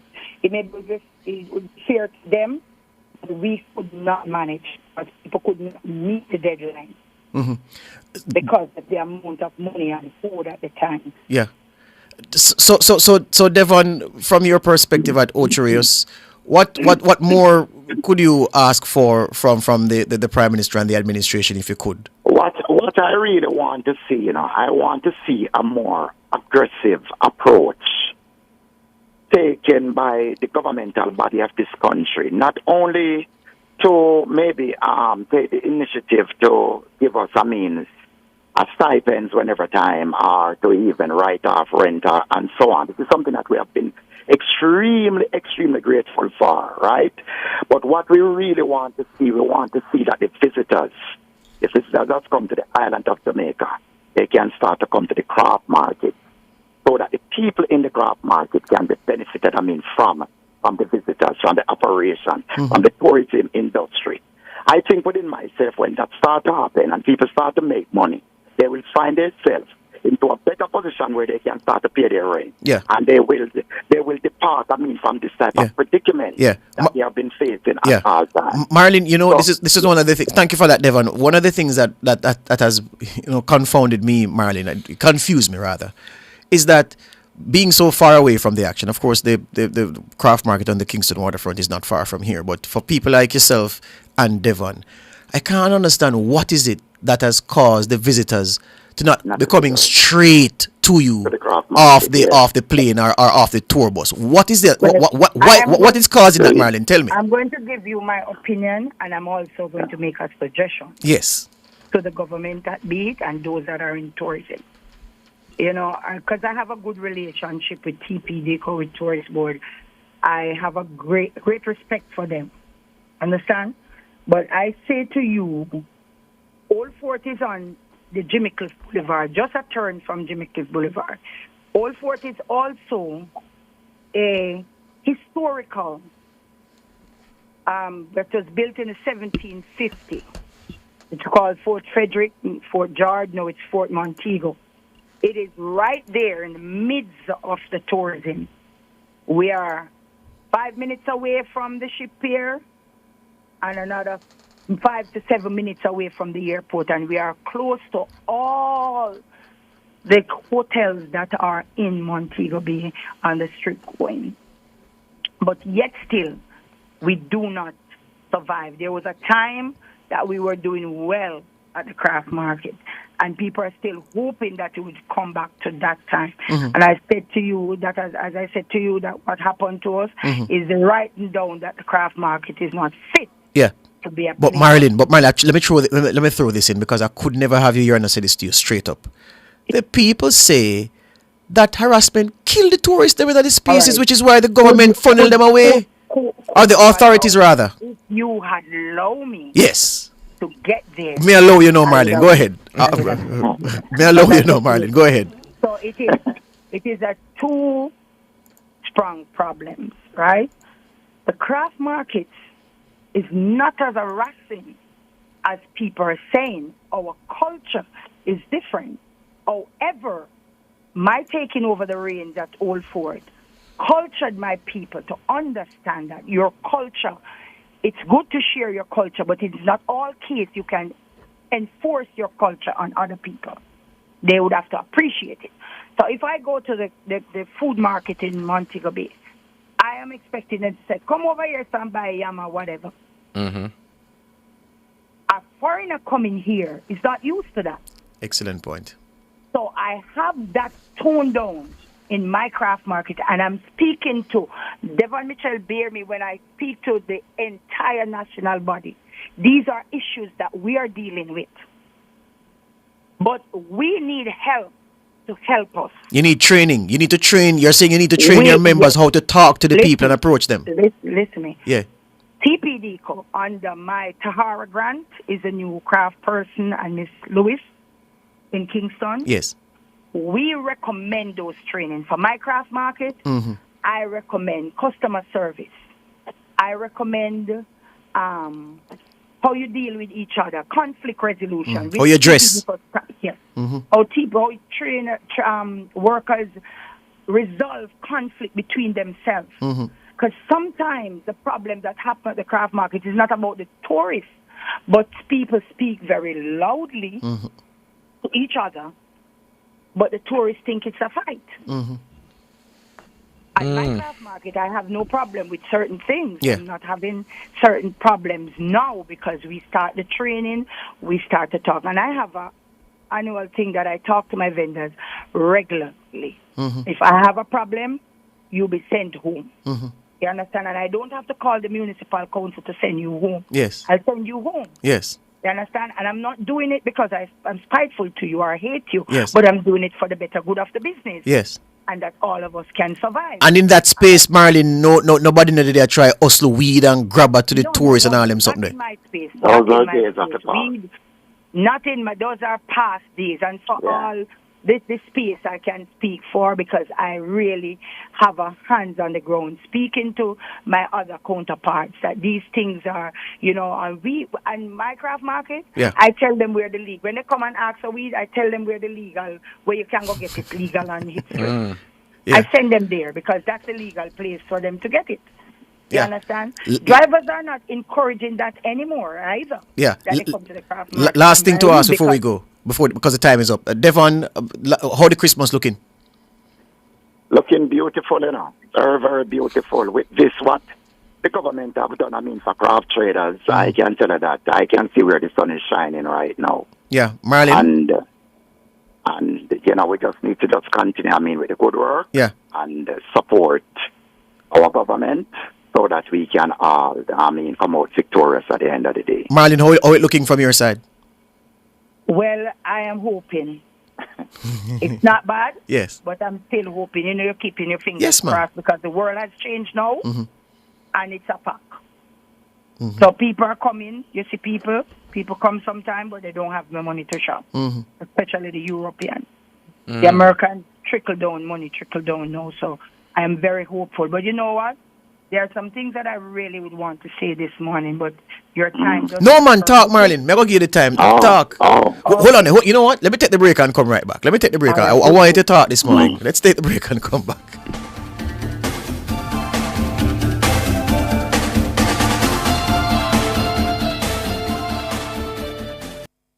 Listen up, motorists. Speeding burns more gas. So slow down. The life you save may be your own and also that of your loved ones. Slow down. Save lives and money. The time by the Insurance Association of Jamaica is 7:49.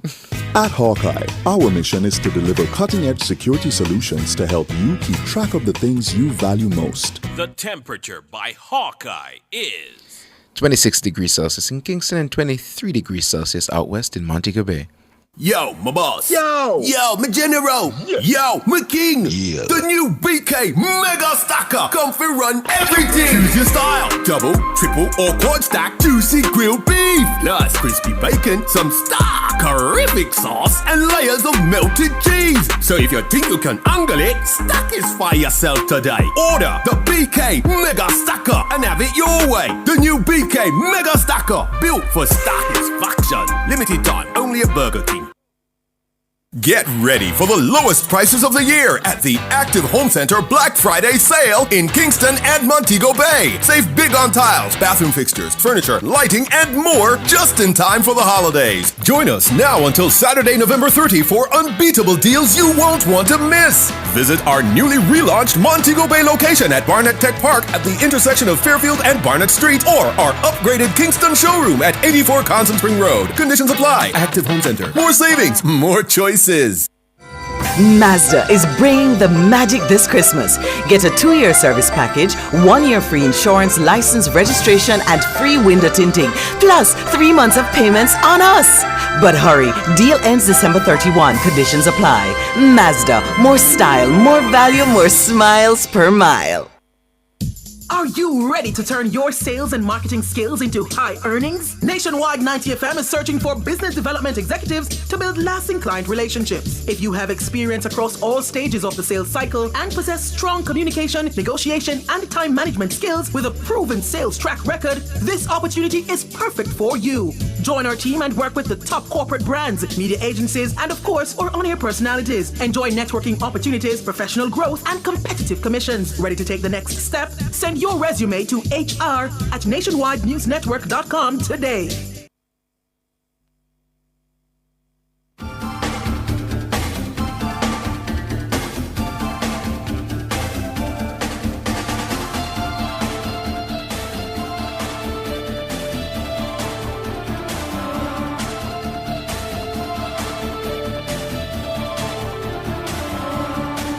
You're still with us, front page on Nationwide this morning, and of course we're talking about the announced measures for the craft vendors, and we still have with us from the Mobe Old Fort Craft Market, Marilyn Faulkner, and the president of Ocherius Craft Traders Council, Devon Mitchell. And we were with you, Marilyn, and you were about to start talking. George says he's giving you the time to tell us what's on your mind, so I am going to start with you. Go ahead, Marilyn. I would say this. I'm going to say a couple of things there. Where government is concerned, we do appreciate it, but we are expecting a little more from the government. We are expecting to play a role, too, because we don't want a free ride. You understand? I believe in teaching a man to fish instead of giving a man a fish. Okay? So in my perspective, I think that the government, we have 1,700 craft traders, licensed craft traders. We might have more, but we have 1,700 licensed craft traders. When this saga is finished, if they could assist us with some business through the Minister of Tourism or whichever way they can, and they can say to us that we are willing, well, my market is willing and we are willing, I said that, if we can pay to the government to help us $50,000 a year, we wouldn't pay it one time because no craft vendor, if the business will pick up, we can't find that. But we can pay a small amount, which can do advertisements for us. And that would bring us to about 85 million if 1,700 of us is paying it into the system. Because they have a saying to say we don't pay, we don't contribute. So because we don't contribute, we can't get anything.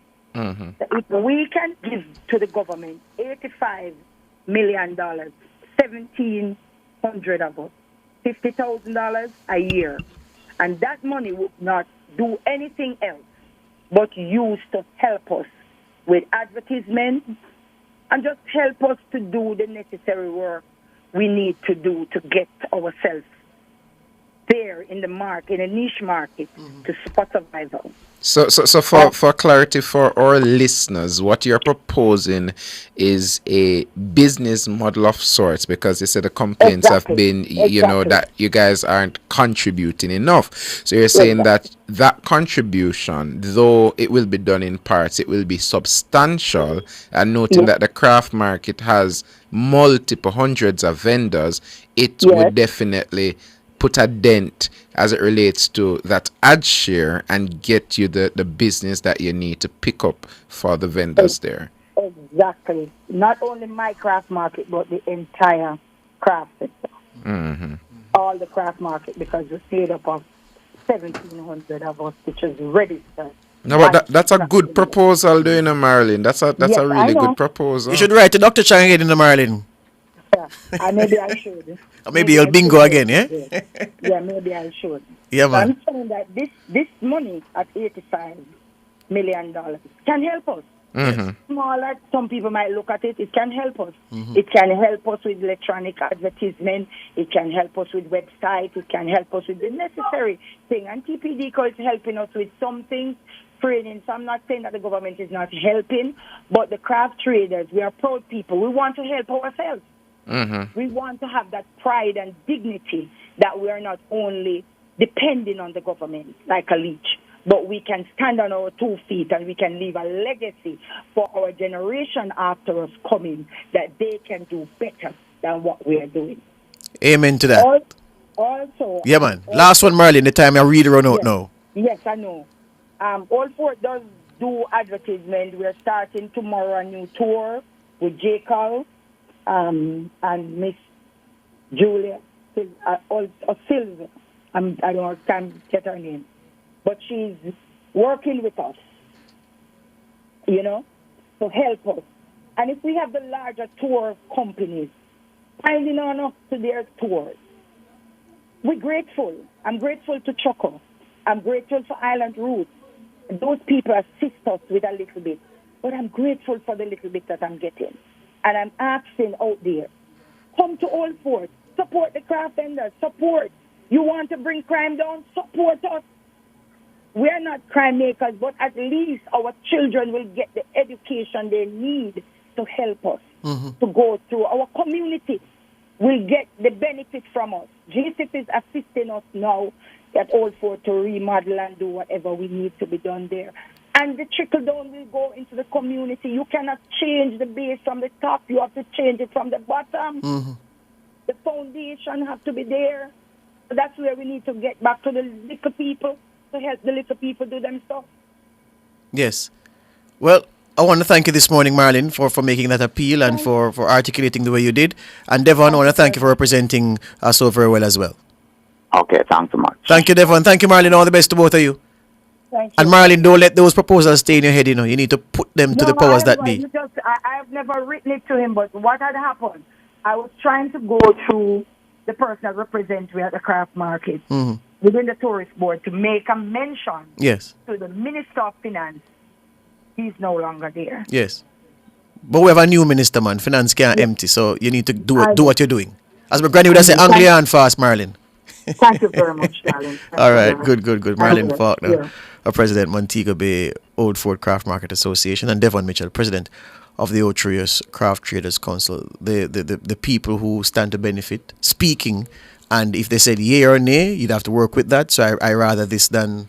Yeah, I like the proposal, George. I like it. And to put it to you, some of our those in our YouTube chat are saying, but that's more money they're going to pay. But yeah, if you look on it from an economic side, they're going to get the business. So them paying that small or paltry amount individually, they would be happy to pay it if they're going to get more business because they see where they can benefit from a proposal like this. And over 12 months, if you amortize it, is $2,000 odd each per month for the year. That gives you the year $50,000 contribution to the ad pool, and it's I think it's a solid idea, and that can be developed further. All right, we break for the for Across Jamaica rather at 8, and then Caribbean news, and then we come back to continue the program.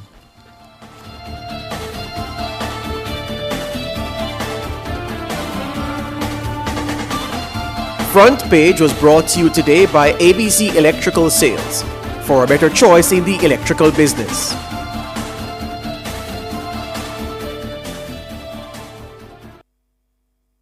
Let Scotia Investments guide you towards a winning portfolio that will grow your wealth for generations to come. Call 888-429-5745 to learn more. The time by Scotia Investments is 8 o'clock. Success, powered by learning.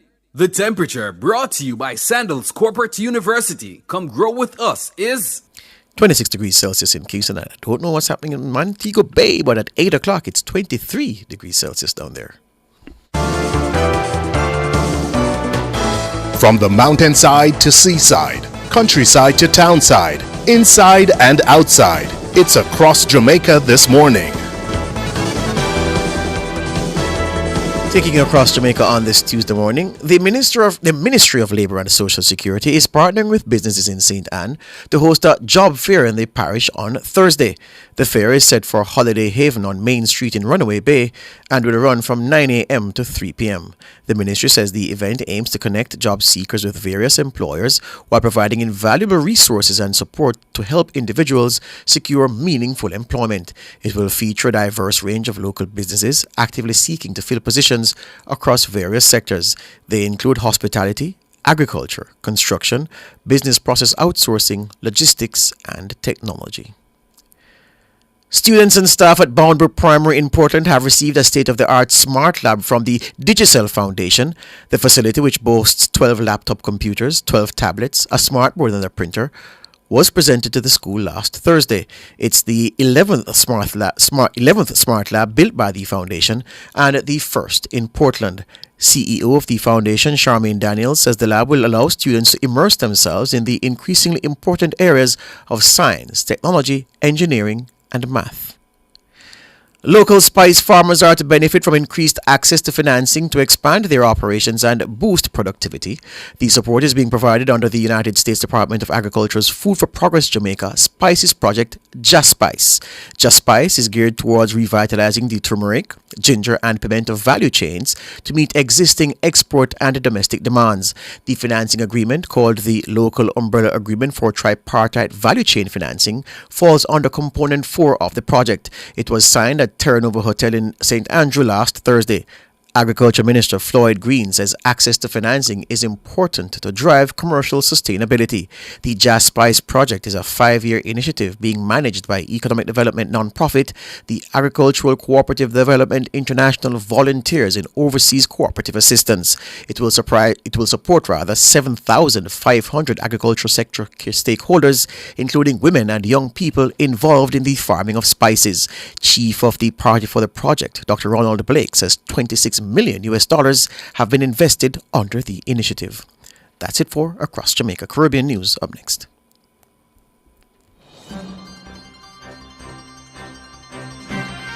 From the Caribbean News Desk, the morning edition. Good morning. I'm Kendall Morgan. And I'm Dennis Chabrol with the latest from across the Caribbean. The United Nations was yesterday evacuating staff from Haiti's capital, Port-au-Prince, as armed gangs continued to expand control of large parts of the city and to increase the clashes with the police. UN reports say one of its helicopters was taking small groups from the capital to northern Haiti, and some people were leaving the country. A U.S. Air Force aircraft was also reported to be in Haiti to remove some American diplomats. Other embassies and some international aid organizations were also said to be scaling back operations on the Haitian capital, where the airport remains closed to commercial flights after 2 aircraft were hit by gunfire earlier this month. Every Surinamese will receive a share in royalties of $750 with an interest of 7% per year. This announcement was made yesterday by President Chandrika Prasad Santokhi at the reception. He said that there has been an enormous positive impact of the $10 billion final investment decision by Total Energies. The Surinamese leader said that the financial instrument will offer Surinamese a share in future oil royalties and make them de facto owners of Suriname's natural assets. Mr. Santokhi said Suriname must now translate that positive impact into opportunities for the people of that country, especially in the area of education and business. Citing concerns about increasing non-attendance and non-registration of students in schools, Jamaica's Prime Minister Andrew Holness says some of the country's education officers will double as truancy officers to arrest the problem. I have asked the Minister of Education to establish specific truancy officers in all regions. They must go out after examining their register and see who is not attending, knock on those doors, find those students who are not attending school and bring them back to school. The government stands ready to provide the support for those students. We cannot allow students to be out of school. Jamaica's central bank is keeping an eye on planned immigration and trade policies by the United States incoming Donald Trump administration. The Trump election campaign promises had included tariffs on Chinese and other goods, a cut in taxes, mass deportation of illegal foreigners, and an increase in U.S. oil supplies. The Bank of Jamaica's Deputy Governor Robert Stennett says preliminary modeling has begun, though the central bank will have to await greater clarity on what the U.S. will consider more feasible to do. We're aware that GDP estimates, the impact on GDP estimates range anywhere between 1% to 2% on the U.S. economy. When we take those into consideration, we also consider that inflation in the U.S. could rise, and where prices coming out of the U.S. are higher, then those will affect us here in Jamaica. Broadly speaking, these policies are likely to affect expectation, but to the extent that Jamaican nationals are involved, the diaspora are affected. To the extent that these things happen, then remittance flows could be affected, and maybe other potential foreign exchange flows could be affected. Guyana yesterday passed open data legislation, but prohibits the disclosure of certain types of information. Government says the open data law will empower citizens and institutions to use data as a tool for innovation, economic growth, and more efficient governance. Prime Minister Mark Phillips says the aim is to ensure data is used safely and responsibly. Mr. Speaker, naturally, we expect concerns to be raised about the risks associated with making public data more accessible. These concerns, while valid, are adequately addressed in the safeguards embedded in the bill. Clauses 11 and 15 of the bill strictly prohibit the disclosure of non-public data assets and impose severe penalties for breaches of confidentiality. This ensures that private, sensitive, and classified information remains secure. Opposition, a Partnership for National Unity and Alliance for Change parliamentarian Annette Ferguson told the House that the Commissioner of Information, Charles Ramson, is not performing his duties. My contention here, Mr. Speaker, you're giving the Commissioner of Information extra duties. When you know for a fact that this gentleman is not doing anything. That's your view. So that's why I'm saying keep the personal view. When he's here to defend himself, we could go down that road. Well, this has been the morning edition from the Caribbean News Desk. You may contact us by phone or WhatsApp at +592 700 9293. Thanks for listening.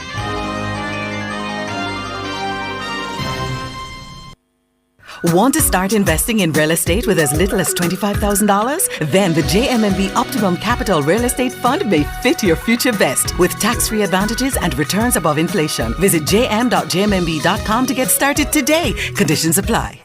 Shop and win a mega kitchen from Megamart. Spend $6,000 or more before GCT at any Megamart location and fill out the entry form provided for a chance to win a brand new stove, fridge, and microwave this Christmas from Appliance Traders Limited. Visit us on social media to win monthly prizes courtesy of Lasco, Grace Foods, and Facey Commodity Company Limited. Promotion runs from September 30 to December 6. Shop now to win a mega kitchen from Megamart. The best value by far. Conditions apply. Must be 18 years or older to enter. Authorized under Section 58.3 of the Betting, Gaming, and Lotteries Act.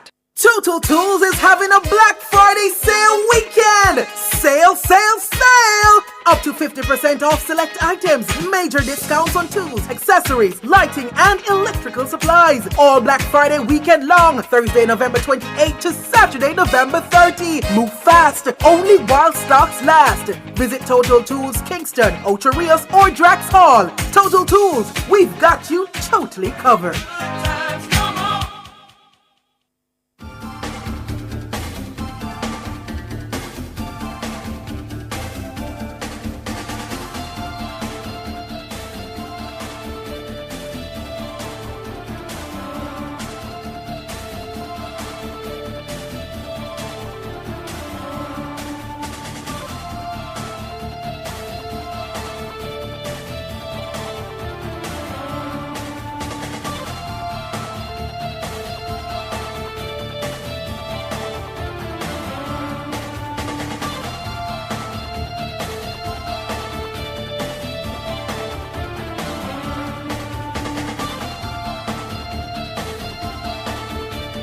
We have about 10 minutes before we have a feature at 8:20, Data Protection Matters, with Chuck Cameron and Chantal Thompson. So in that 10 minutes, we're going to take some calls. 630-9371, 630-9372, 630-9373, 9374, and 618-8255. So give us a call, and we have about 10 minutes. Looking at a flyer here, Sandre, of the PNP's press conference. They've starting at 10 a.m., Nikisha Burchell, Ian Hales was the name that was escaping me, Dayton Campbell, and Philip Powell flanking the comrade leader, Mark Goling. They're doing a live stream as well, and the subject, the title of the press conference, Fact versus Fiction. So in the aftermath of the JLP's annual conference, where a lot of things were said, the PNP have called a press conference to say what they I think are the issues that are fact and the issues that are fiction. The Met Service has issued a flash flood watch for low-lying and flood-prone areas of St. Mary. What the hell is happening outside? St. Mary, Portland, St. Thomas, Kingston, St. Andrew, St. Catherine, and Clarendon. Let me count again. St. Mary, Portland, St. Thomas, Kingston, St. Andrew, St. Catherine, Clarendon. 7 parishes.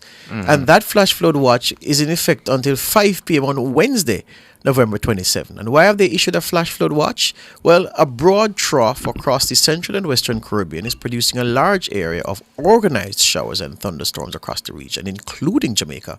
Observational data indicates that light to moderate showers and thunderstorms have been affecting eastern parishes since early this morning and is forecast to spread to south central parishes by this afternoon. The Met Service says projections are for periods of showers and thunderstorms, which may be heavy at times, to affect most parishes, especially eastern and south central parishes this morning through to Wednesday evening.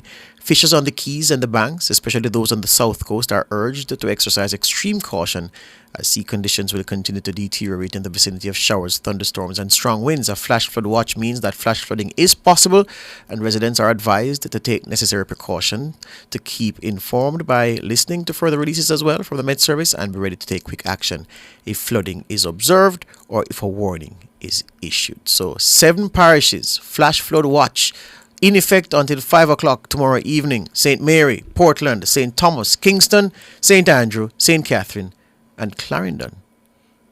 Jermaine, what's on the phones? Delroy, good morning. Good morning, Delroy. Hi, good morning. How are you doing, George? How are you doing? I forget your name. It's Sandre, yeah, man. You're going to get used to it eventually. Yeah, you know, I listened to Marlene from Bobby. Yeah, Mm-hmm. I appreciate her very much. Yes. It's been touching. She said you must teach a person to fish so that he can fish himself. That's very great. Some people don't look at it like that. Yes, what I want to ask you, Judge, if you is a lawyer and I have some problem and I get you to stand on my case and you win that case, do I have obligations? You are obligated to have to come and tell me all the way that, you to get me out of problem. Huh? So what kind of relationship that between lawyer and client? Because if I asked you, I would like to answer. I'm answering you, Delroy, to say, but I'm asking myself the question, Lord, what kind of relationship that? Because if the lawyer has done their job by getting you off, then that not done this. So I don't understand. Well, first thing I hear certain man reminding. Well, I hear the opposition leader. Mm-hmm. He don't call him, but as I said before, Tom Jumbo, Tom the Fool. Mm-hmm. I hear him reminding Vice Cartel to be hold, because everybody knows him. Him reminding Vice Cartel about the MP that he put to run against. Not an MP, the caretaker is in Eastern Portland, right? Yes. And him said, like him knows, he must remember that when Vice Cartel in trouble, he was the one going to take him out. Yeah. Why is it that I sure that lawyer charged Vice Cartel money to stand on his case? Yeah, he was paid, but the relationship is deep though, because I can understand what Mark Golding is saying. Because even though Isaac Buchanan was paid, the fact of this, what has happened to Vibes Cartel now? If Vibes Cartel was asked to pay 5 times what he paid Isaac to get his release, he would have paid it. So the fact of the matter is, Isaac Buchanan's impact on Cartel's life cannot be removed, cannot be erased, it cannot be minimized. Yeah. So that's what Mark Golding is really saying and playing on, which is fair. I mean, nothing wrong with that. No, but on a campaign, he don't have to really go in remind the man like that. Let me ask you a question. Let me ask you a question, Deroy. Does that line impress you? Yes. It impresses you? Yeah, because what happened is that I think if I do something good for you, right? I know that I do something good for you. You don't have to really come remind me all the while that I'm. Let me ask the question another way. Hearing that from Mark Golding, are you more inclined to support the Mark Golding's party than the other side? Just by that sense. Then that may I say so what I'm saying is right. If you hear it and it's on a certain way to you and you are saying that you see through it, then other people will see through it. So don't worry yourself. Okay, all right. Don't worry yourself. Next thing. Quickly. With this by-election, these two local government, the two council seats. Yes. Right? Where they are saying, I hear Damian Crawford jumping, but Damian Crawford to be exactly jumping and say they win. I would like to know what they win because, if you have $100 in the bank, right, and you go and you jot that $100, just put back $100, do you win something on that? Boy, you're full of analogy, we are full of analogy. But Delroy, they did win the 2 seats. Yes. So it's not win them win the 2 seat, Delroy. No, they couldn't win the 2 seats because listen, St. Thomas State, right? Yes. Was PNP. Yes. St. Thomas State is a PNP concert die from that seat. Yes. And them get back the same seat, so that means they don't put one on it. No, but they win. No, but Delroy, they win. No, you have to be clear in your language. You're saying they win. You can't say them no win. No, they win. Yes or no? No, they just get back the same. No, but me ask if them win. Yes or no? No, but them win. No, man. No, what you want to say? Let me see if I can help you. What you want to say is that they are retaining a seat in Morant Bay. That's what you're saying. Yeah, they're retaining back the same seat that they lose. Okay, but then if I go over to Ainantown now, Delroy, you have to work with me. If I go over to Ainantown now, remember that the Jamaica Labour Party won the seat. Even though it wasn't a lot of votes, they won in February 2024. So it's not retain that seat. It's win it. Yeah, the one that they win, that one. I agree. Okay, so. Yeah, Delroy. What for road there? Make you about 8 minutes out of the time. Delroy, the line full and you alone take 8 minutes. Come on, man. Sure. Thank you this morning, Delroy. Thank you. Who? Petal? Petal, morning. Morning. Good morning. How are you? Good enough, Petal. How you do? I am beautiful. Nice. Good Sunday. Good morning. Oh, good morning. Special good morning to you. Your voice so nice this morning, man. Yeah, I'm nice too. My beautiful, handsome friend, Jermaine King. George. Yes. Can you hear me? I hear you. You're Hold on, Petal. Your line a baffle, man. Hold on, Jermaine. I could hear Petal a little better. Go again, Petal. You hear me now? Yes. Clear. Yes. All right. Me in the kitchen, so I come out for compound veranda. Listen to me now, man. You know me in the politics thing, but listen to this. I say my mother leave some place for me, right? Long time. But my brother, my eldest brother, 2 premises him have. One down so and one down so too. In a town, but in the area them. One a town, one there off Maxfield. Him sell the one there, but we did have to pay all the money for water. You see the one down a town, him want to sell it. He might try make the people them buy it. And you know what was the issue for them? The water arrears. Jesus. Because the one down there, the one when him just come back to Jamaica, me did have to pay the one there for me. And when him sell it, him give me back. You see the one down a town, you know how much money was down there? How much? Million. What? You think me not happy for you when the government I say I'm happy for my brother, I'm happy for sympathy. You see when me tell him yesterday? Yeah. Man, it come like the man jump and reach a feeling. Oh my God. And there are lots like that. Yes. Because the people them have them live there, them not pay nothing. And bear in mind, him not collect 1 cent from down the job. So I really appreciate this. I do. And so the back money can disappear now and him can't allow it for doing business. It disappear. Yeah, My brother can go on through and the youth want buy it, but then they only have the money. She go to housing trust and go do him something. That my brother try to see if he could have ever. Mama say you can't do that. Yeah, so thanks to the government for that one. I mean, all that. All right. Better mind the plan. Cook off now, go on. Cook off now, go on again. We are reset it, man. We are reset it, so you'll hear. Okay. All right. Take care. Yeah, man. All right. Love you Take care, too. Bye-bye. better. All right. We have to break now and then come back with Chuck Cameron and Chantal with Data Protection Matters.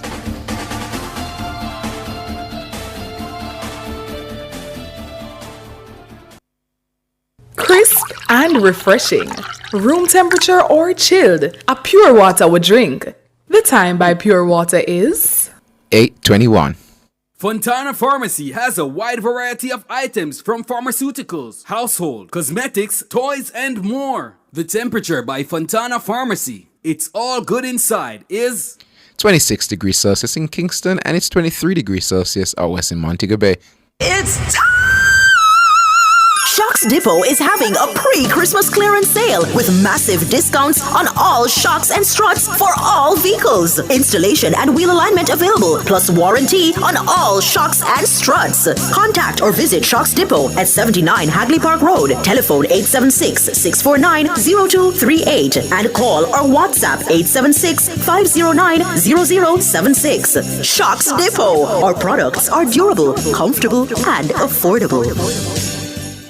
It's the Answers Grand Prix Christmas Bonanza Sale. Get up to 50% off when you claim your discount at Answers Gifts and Home and Answers for Children. Answers Grand Prix Christmas Bonanza Sale. Now on till Saturday, December 14.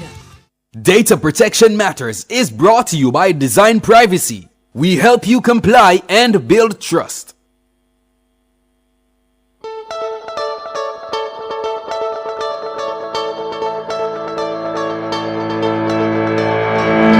Welcome to another episode of Data Protection Matters, powered by Design Privacy here on Nationwide 90 FM. I'm your host, Chantal Thompson. Today we have with us Chuck Cameron, founder of Design Privacy and a data privacy expert. Welcome, Chuck. Hi, Chantal. Welcome back. Yes, thank you. So we're still on the conversation of registering with the Office of the Information Commissioner. Chuck, the floor is yours. Thanks. So let us slow down, take a breath, focus. We are ending the first year of this new data protection regime and going into the second year. Have you registered with the Office of the Information Commissioner? You would have seen over the past 2 weeks, there would have been several publications by the Office of the Information Commissioner reminding you and guiding you as to what you need to do to get registered. We, having done this for the past 5 years now, we have simplified the process and we are here to assist you to the extent that on Thursday of this week at 3 p.m. we will be having a free workshop where we will walk you through compiling your registration particulars and putting you in a position to register. In order to participate, you need to go to our website. So please, if you're driving, pull over, take out a pen and paper and write down this address. Go to www.designprivacy.io and register for the workshop. Let me repeat it. It's www.designprivacy, that's DESIGNPRIVACY.io. And if you didn't get that, you could just check out our LinkedIn page at Design Privacy and you can easily click the link that will take you to the information. Correct. So there are some steps that you have to take before that in order to put yourselves in a position to register at the end of that workshop. Before that, you're going to have to pay your registration fee with the Office of the Information Commissioner. You're going to have to pull together some small amount of information. So we would have asked you at least 3 questions in the initial. Once you sign up on the website, we will then send you an email that would get some basic information from you. Once you have completed that step, you'd move to step 2, where we'd collect some more information from you. And Thursday, we put all of it together and put you in a position to register. So that is what we need to do now. When I said I wanted us to slow down and take a breath, I want us to appreciate why this is important and what it is we're trying to achieve. All the government and the Information Commissioner is trying to achieve is to protect Jamaican citizens. We all recognize that we're moving very, very, very, very fast into this new information age or digital age. If you think about it, once you join a new club, once you join a sports team, once you live with people, the first thing you do is lay the ground rules. What are the rules associated with being in this club? What are the rules associated with being on this football team? What rules do you have to follow in your community? What is the order? Similarly so, as we move into this digital age, we have to ensure that there are rules that govern how we interact in this new digital age and how our rights as persons, as citizens of Jamaica, are protected and recognized. And by registering with the Office of the Information Commissioner, she is now in a position to ensure that you can exercise and enjoy those rights that you have.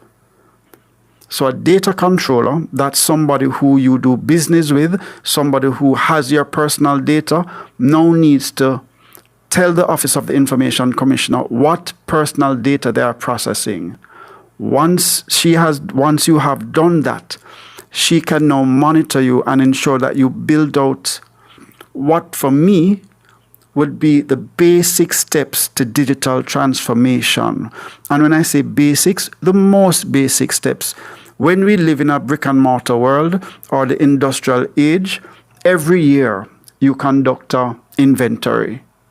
Every year you'd find out, okay, how much stock I have of this, how much stock I have of this.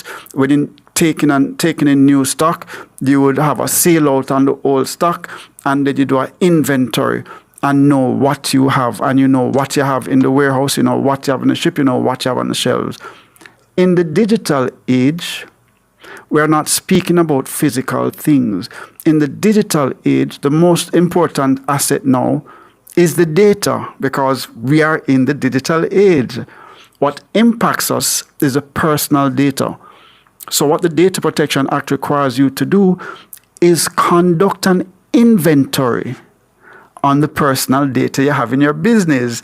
That's not unreasonable if we're speaking about digital transformation, doing business in the information age. So what does that mean in a real way? It means, first, identifying what personal data you're processing. It means identifying whose personal data you're processing. It means identifying who you are sharing this personal data with. It means identifying how you are protecting this personal data.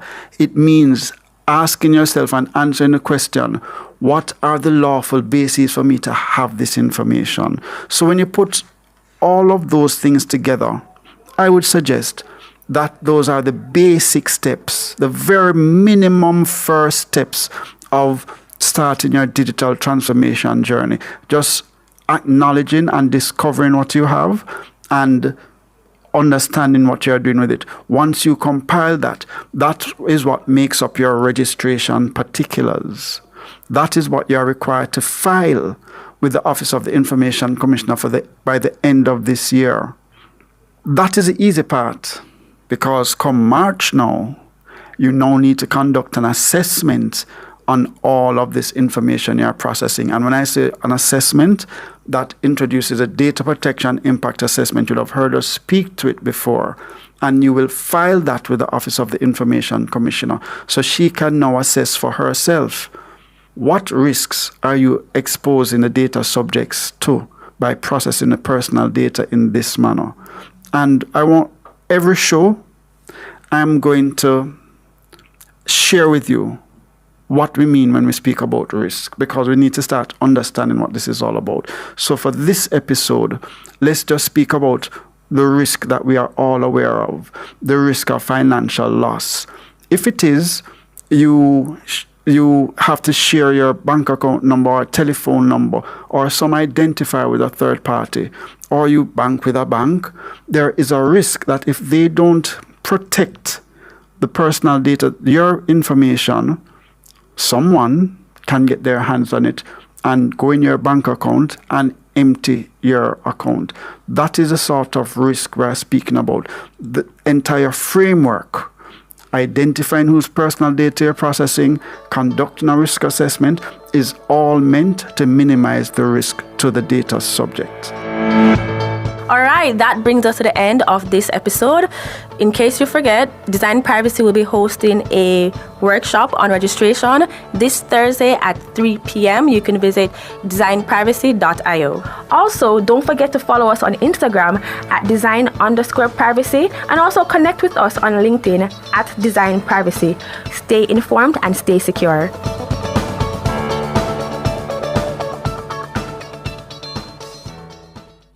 Data Protection Matters was brought to you by Design Privacy. We help you comply and build trust. JPS and Partners Cooperative Credit Union offers financial solutions for every stage of your life. Savings, auto loans, mortgages, and more. The Time by JPS and Partners Cooperative Credit Union, your financial partner for life, is 8:31. You can fill your Christmas list. It's 4 weeks till Christmas, and Ascent Supercenter has everything you need to start your shopping now. Choose from a wide selection of decorations, lights, and Christmas trees. And don't forget to stop by this Friday, Saturday, and Sunday for our 3-day pre-Christmas sale. And we're now open every Sunday till Christmas. So this Christmas, make it Ascent Supercenter for sure. It's a lifestyle. A Healthier You is brought to you by Express Fitness. Your goal or mission, Horton's Pharmacy, a family tradition of dispensing and caring for 100 years. And Pharma Cold and Flu, distributed by Massey Distribution.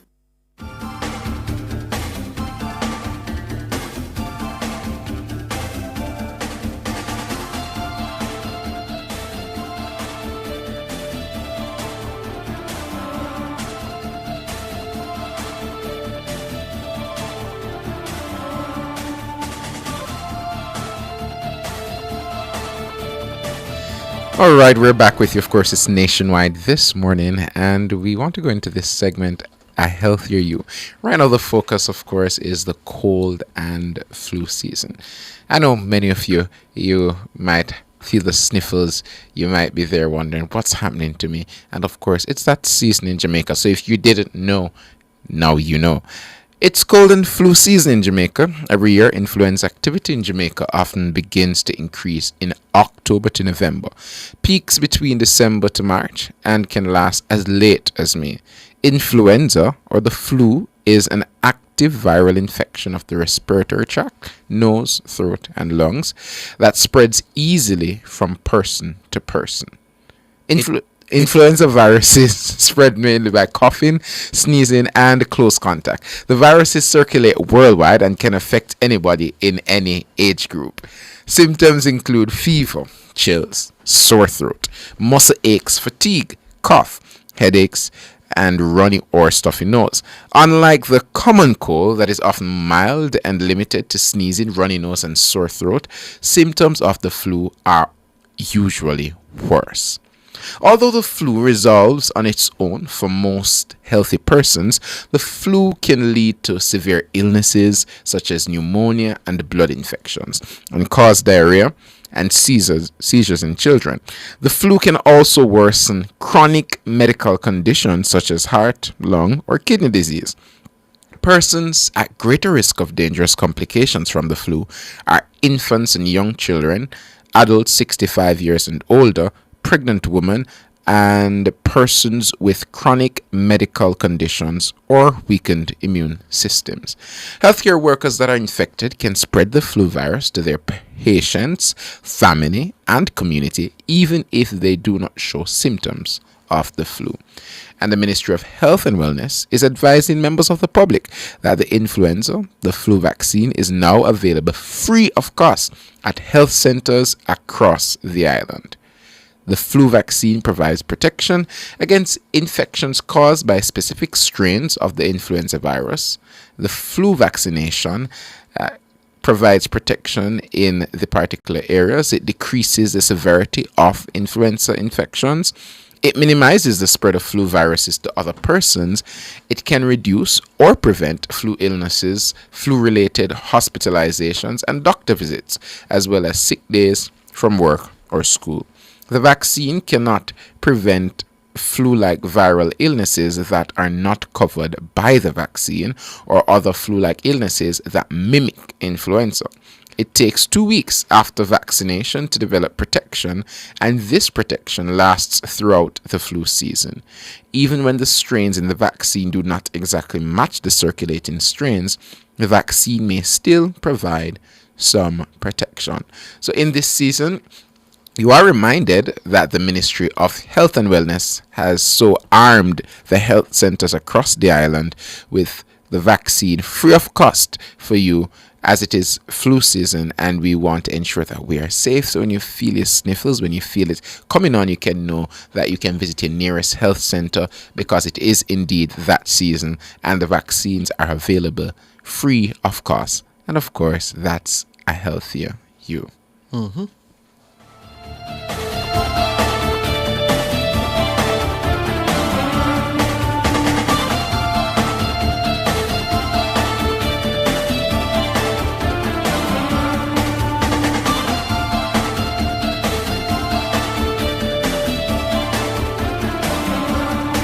A Healthier You was brought to you by Express Fitness. Your goal or mission. Horton's Pharmacy, a family tradition of dispensing and caring for 100 years. And Pharma Cold and Flu, distributed by Massey Distribution.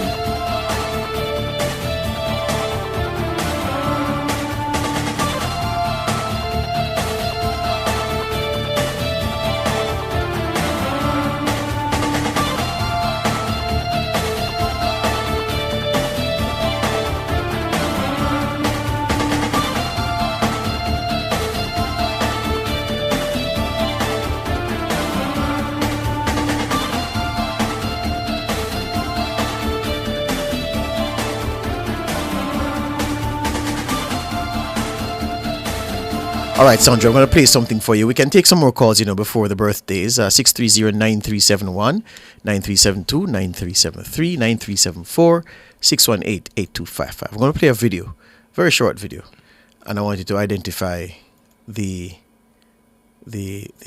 caller, meaning the voice talent. All right, so as soon as we get that, love, so Jermaine is lining up that video for us.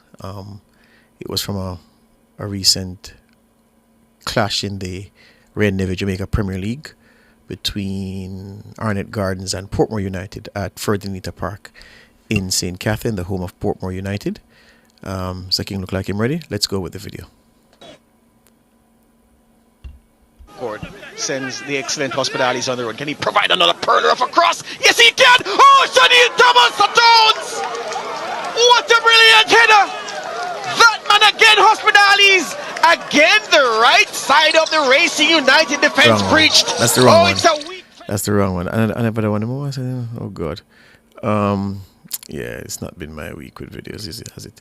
Yeah. So as we get that updated it's video, right. Forget that. Let's go to the lines. Let's go to the lines. Right. I'll remind you: 630-937-124 and 618-8255. So you can call in, and I hope you're not coming like Delroy to say that the people don't win when they win. I can't deal with any more election deniers.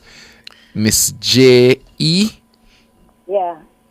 Good morning to you, Miss J.E. How are you? Yeah, good morning, Ricardo. George. You're mixing up your men in the Miss J.E. Wow. Ricardo is coming here tomorrow morning. Say Sandra and George this morning. Oh, Andrea and George. Okay, Sandra and George. You're going. You're not going.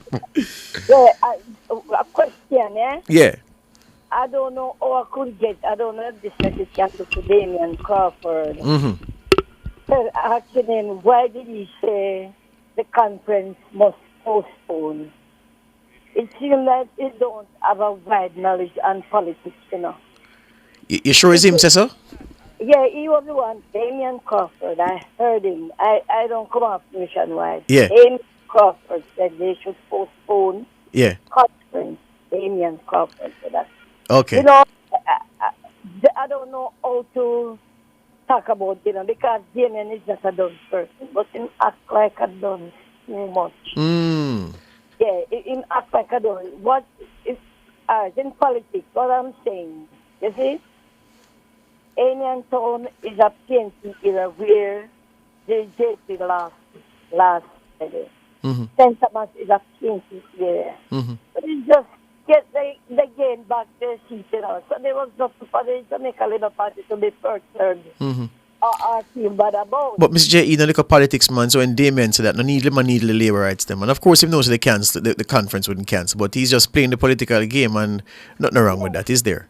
Much of it, so for an intelligent person, so it look like you have if you have PhD. No, but hold on, no. But Mr. J, take time now, because you're going to dangerous territory now, because you're going into the man's head. So I'm saying that Damian Crawford is a bright man. You're saying that sometimes him do some things don't make you have to wonder.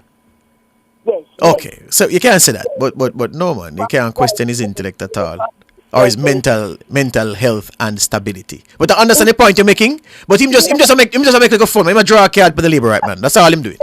Oh, it's like in the truth. Yeah, man, him a draw a card for the labor right. That's all him a do, man.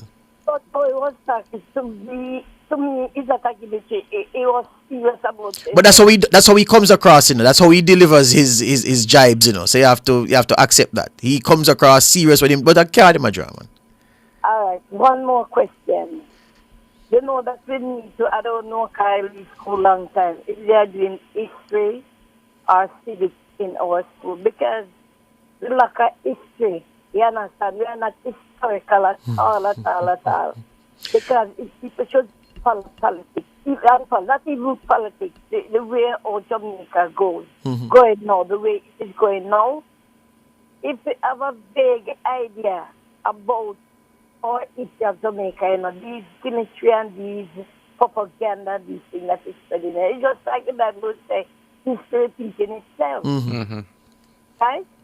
It's just like history repeating itself, because I listen to your program every day. 2 weeks now, I read a breakdown of your program, and I skip for the 2 weeks. Because still, it coming back to nothing in the world, because I gain a lot of knowledge. Yeah. And a lot of knowledge and it. Say, George, I forgot to teach them then, because George had a real history buff. This man, no? Miss J, I said this to you. The kind of history that you want taught, unfortunately, isn't taught in schools. Unless it is that you have some good teachers who reason with their students in social studies and in other classes. But the kind of history that they might teach them about Wilberforce and Francis Drake and Captain Bligh and Christopher Columbus and nonsense. You understand? So the kind of history you want taught is not taught, sadly. Question before I take up your time, because you guys are more knowledgeable than me. I only go as far as high school. All right. What was the question? The Edgar, so you know. Yeah, that's so good. So to say you're gonna rent a house, yeah? Based on what I heard they said this morning, when they were talking about Mark Golden and the guy named Dice Cartel. And Isaac Kidam. I'm still in favor of your point, but what I'm saying, my point, suppose you go to rent a house, yeah? And when you go to rent the house, the man says, that is a judgment on this house. And the man, allegedly, then, make we put it that way, because we didn't see the man, they only say he kill a man. You'd rent that house, then say that drug dealer house. No, I won't have nothing to do with that house. All right, so that's the point I think the man was telling you this morning. It's a case like show me your company, I tell you who you are, you don't. Most of the things that company is dealing about, if the police have that, those two companies and those two people on the radar, and you're in the company, you go eventually be on the radar. Understood. But the point I was making to him, Ms. J.E., was that, look, if he has the wisdom to see the thing for what he believes it really is, there are many other people like him. Some of the times, when we read the play, we think, we alone can read the play. No, we alone. So he shouldn't worry himself about certain false narratives taking hold, because in the same way him can see through certain things, other people have the same ability as well. That's all I was saying to him. Okay, I was looking like, all right, if I'm in company with a Christian, yeah, they don't say I'm a Christian, but if I'm in a company with a, they say that I am a Christian. I understand you 100%. I have to run. I want to squeeze in another call. Thank you this morning for the contribution. All right, Ms. J.E. Thank you. Douglas, morning. Morning, Douglas. Yes, good morning, my family, nationwide family, big, Yes, man. What's on your mind, Douglas? I have many things because so many times I call and my credit burn and I don't get so. This man I was on before, but nevertheless, I'm here now. Yes. I look at politics this way. It's like how the government is doing well and the people say them don't feel it. How I look at it. We are farming and we are sacrificing. We're hungry. It's reaping time now. Reaping time. All the hunger gone through, now we're going to put on weight. That the people look on, They don't understand that when the economy growing, somebody has to suffer. I was suffering when I stopped. Oh, you stop. How long now you stop suffer? Couple months now because things turn around and we start get What has turned around for you? Tell us. Jobs. Yeah. What kind of work you in? What kind of field you in? I do general metal work. Oh, and you start getting enough jobs now. Yes, man. And the people have the money to pay for the jobs. Yes, man. Come now, the lady talk about the land, the sell and the money. The amount of money they have to water it. See what happened? I hope them go to Angel. Damian Crawford. When Damian come and laugh, I love him. Yeah, man. Entertaining. He's a top youth, man. He's a top youth, Crawford. Yeah. Change man because me know the on the side of them. A top youth, man. A top youth. And him full of gimmicks. You know what I mean? If you take him too serious in certain things, you get vexed with him because you say, well, why is a man like him saying that? But it's just part of the politics. No, look.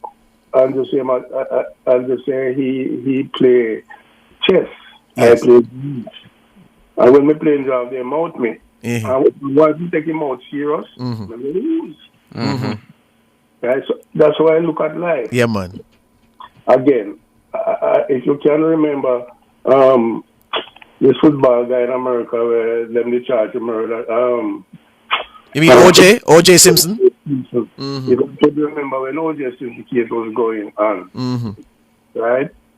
I want to ask Mr. Man, they will talk about the money in the bank and everything. The PNP man, my name get mixed up because I'm not paper before me now. From Portmore, the MP from Portmore that was. You mean Fitzjackson? Fitzjackson.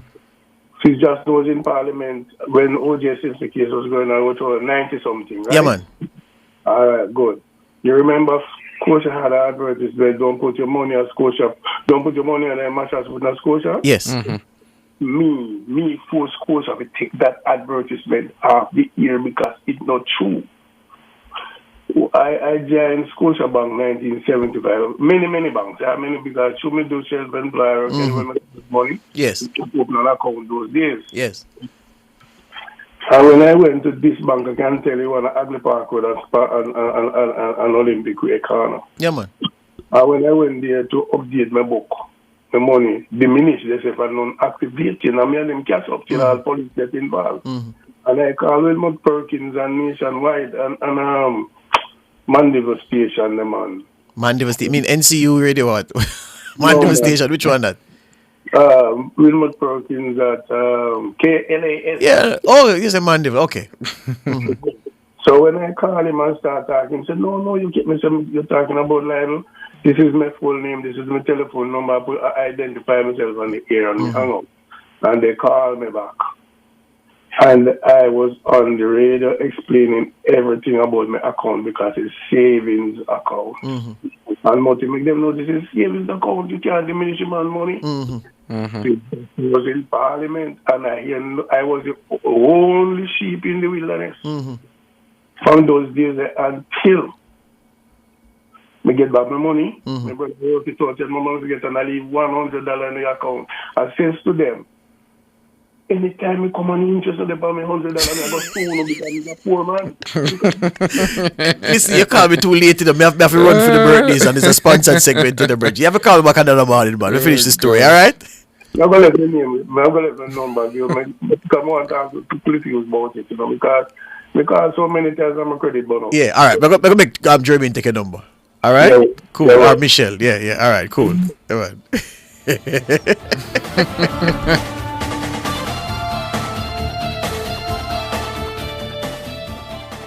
Make a plan to stay on top of your mortgage. Stick to it. Pay on time.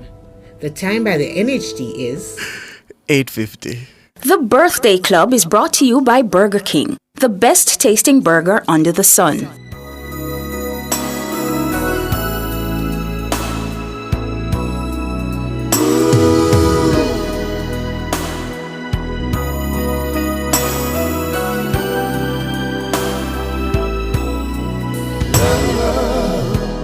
Always and forever,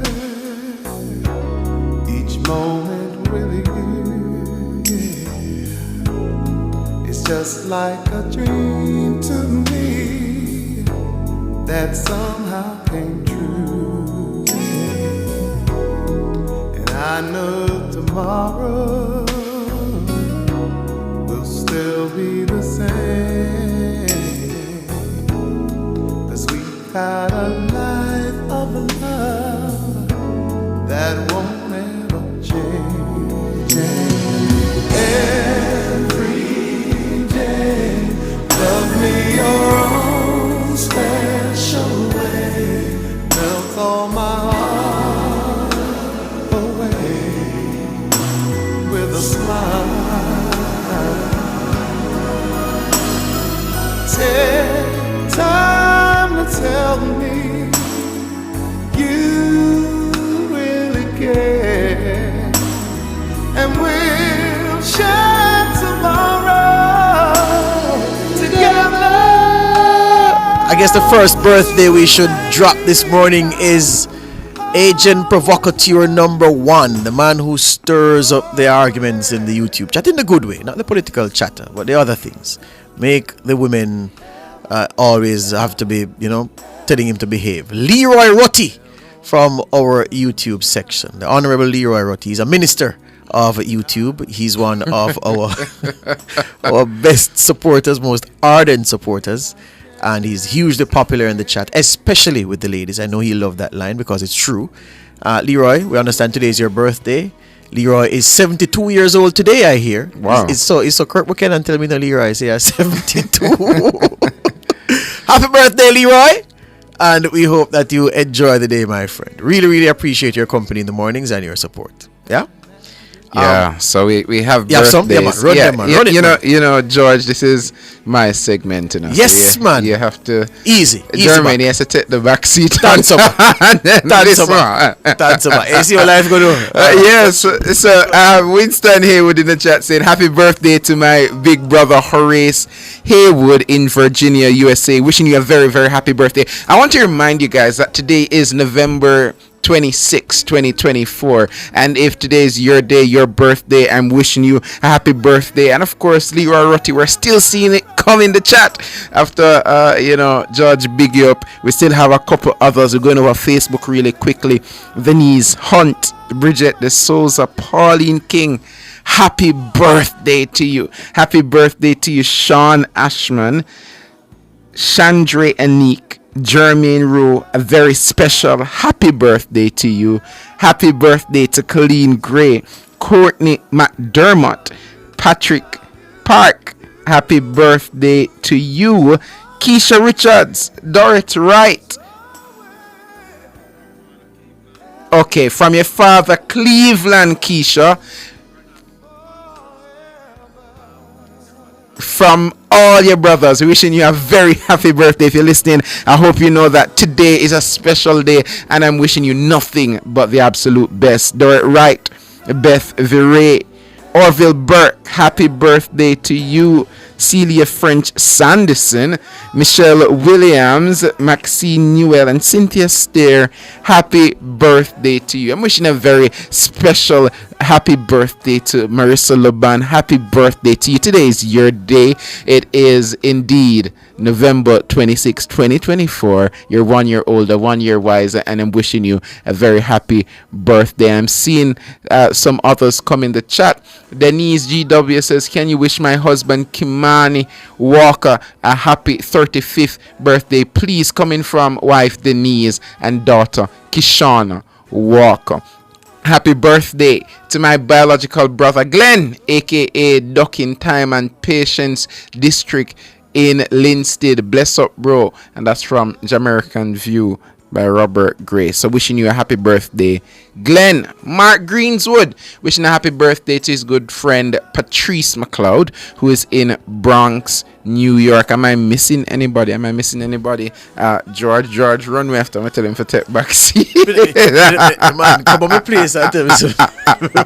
No, man, this is just a very special time. I just like when my listeners send in their birthdays, and I can tell you that it is indeed your day.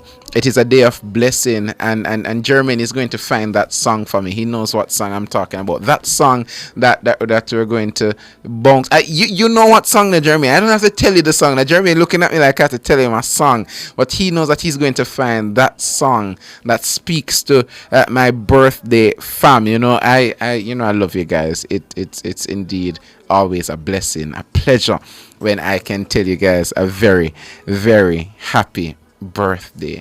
And I hope that when my birthday come next year, they will tell me happy birthday. But for now, I'm wishing you a happy birthday. Of course, it is.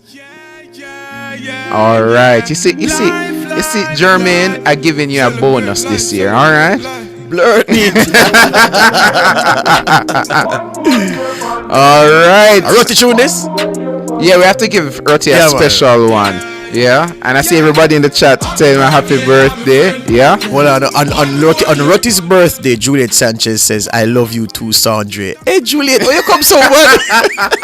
No, but control yourself. It's only love for Juliet. Yeah, man, Juliet, love your band, I come in here for Juliet. When you see Juliet, me here, man, I'm here for Juliet. Some of the other listeners, yeah, for sure, me too. But Juliet, yeah, right. Yeah, she's on a pedestal. All right, you know how it go already. Yeah.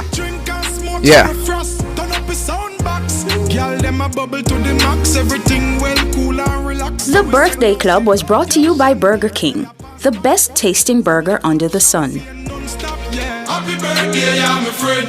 Yeah. 1 more year on them. Yeah. Go on, one vibe. Give thanks for life. Next year we're doing it again. Yeah. Happy birthday, yeah, my friend. No.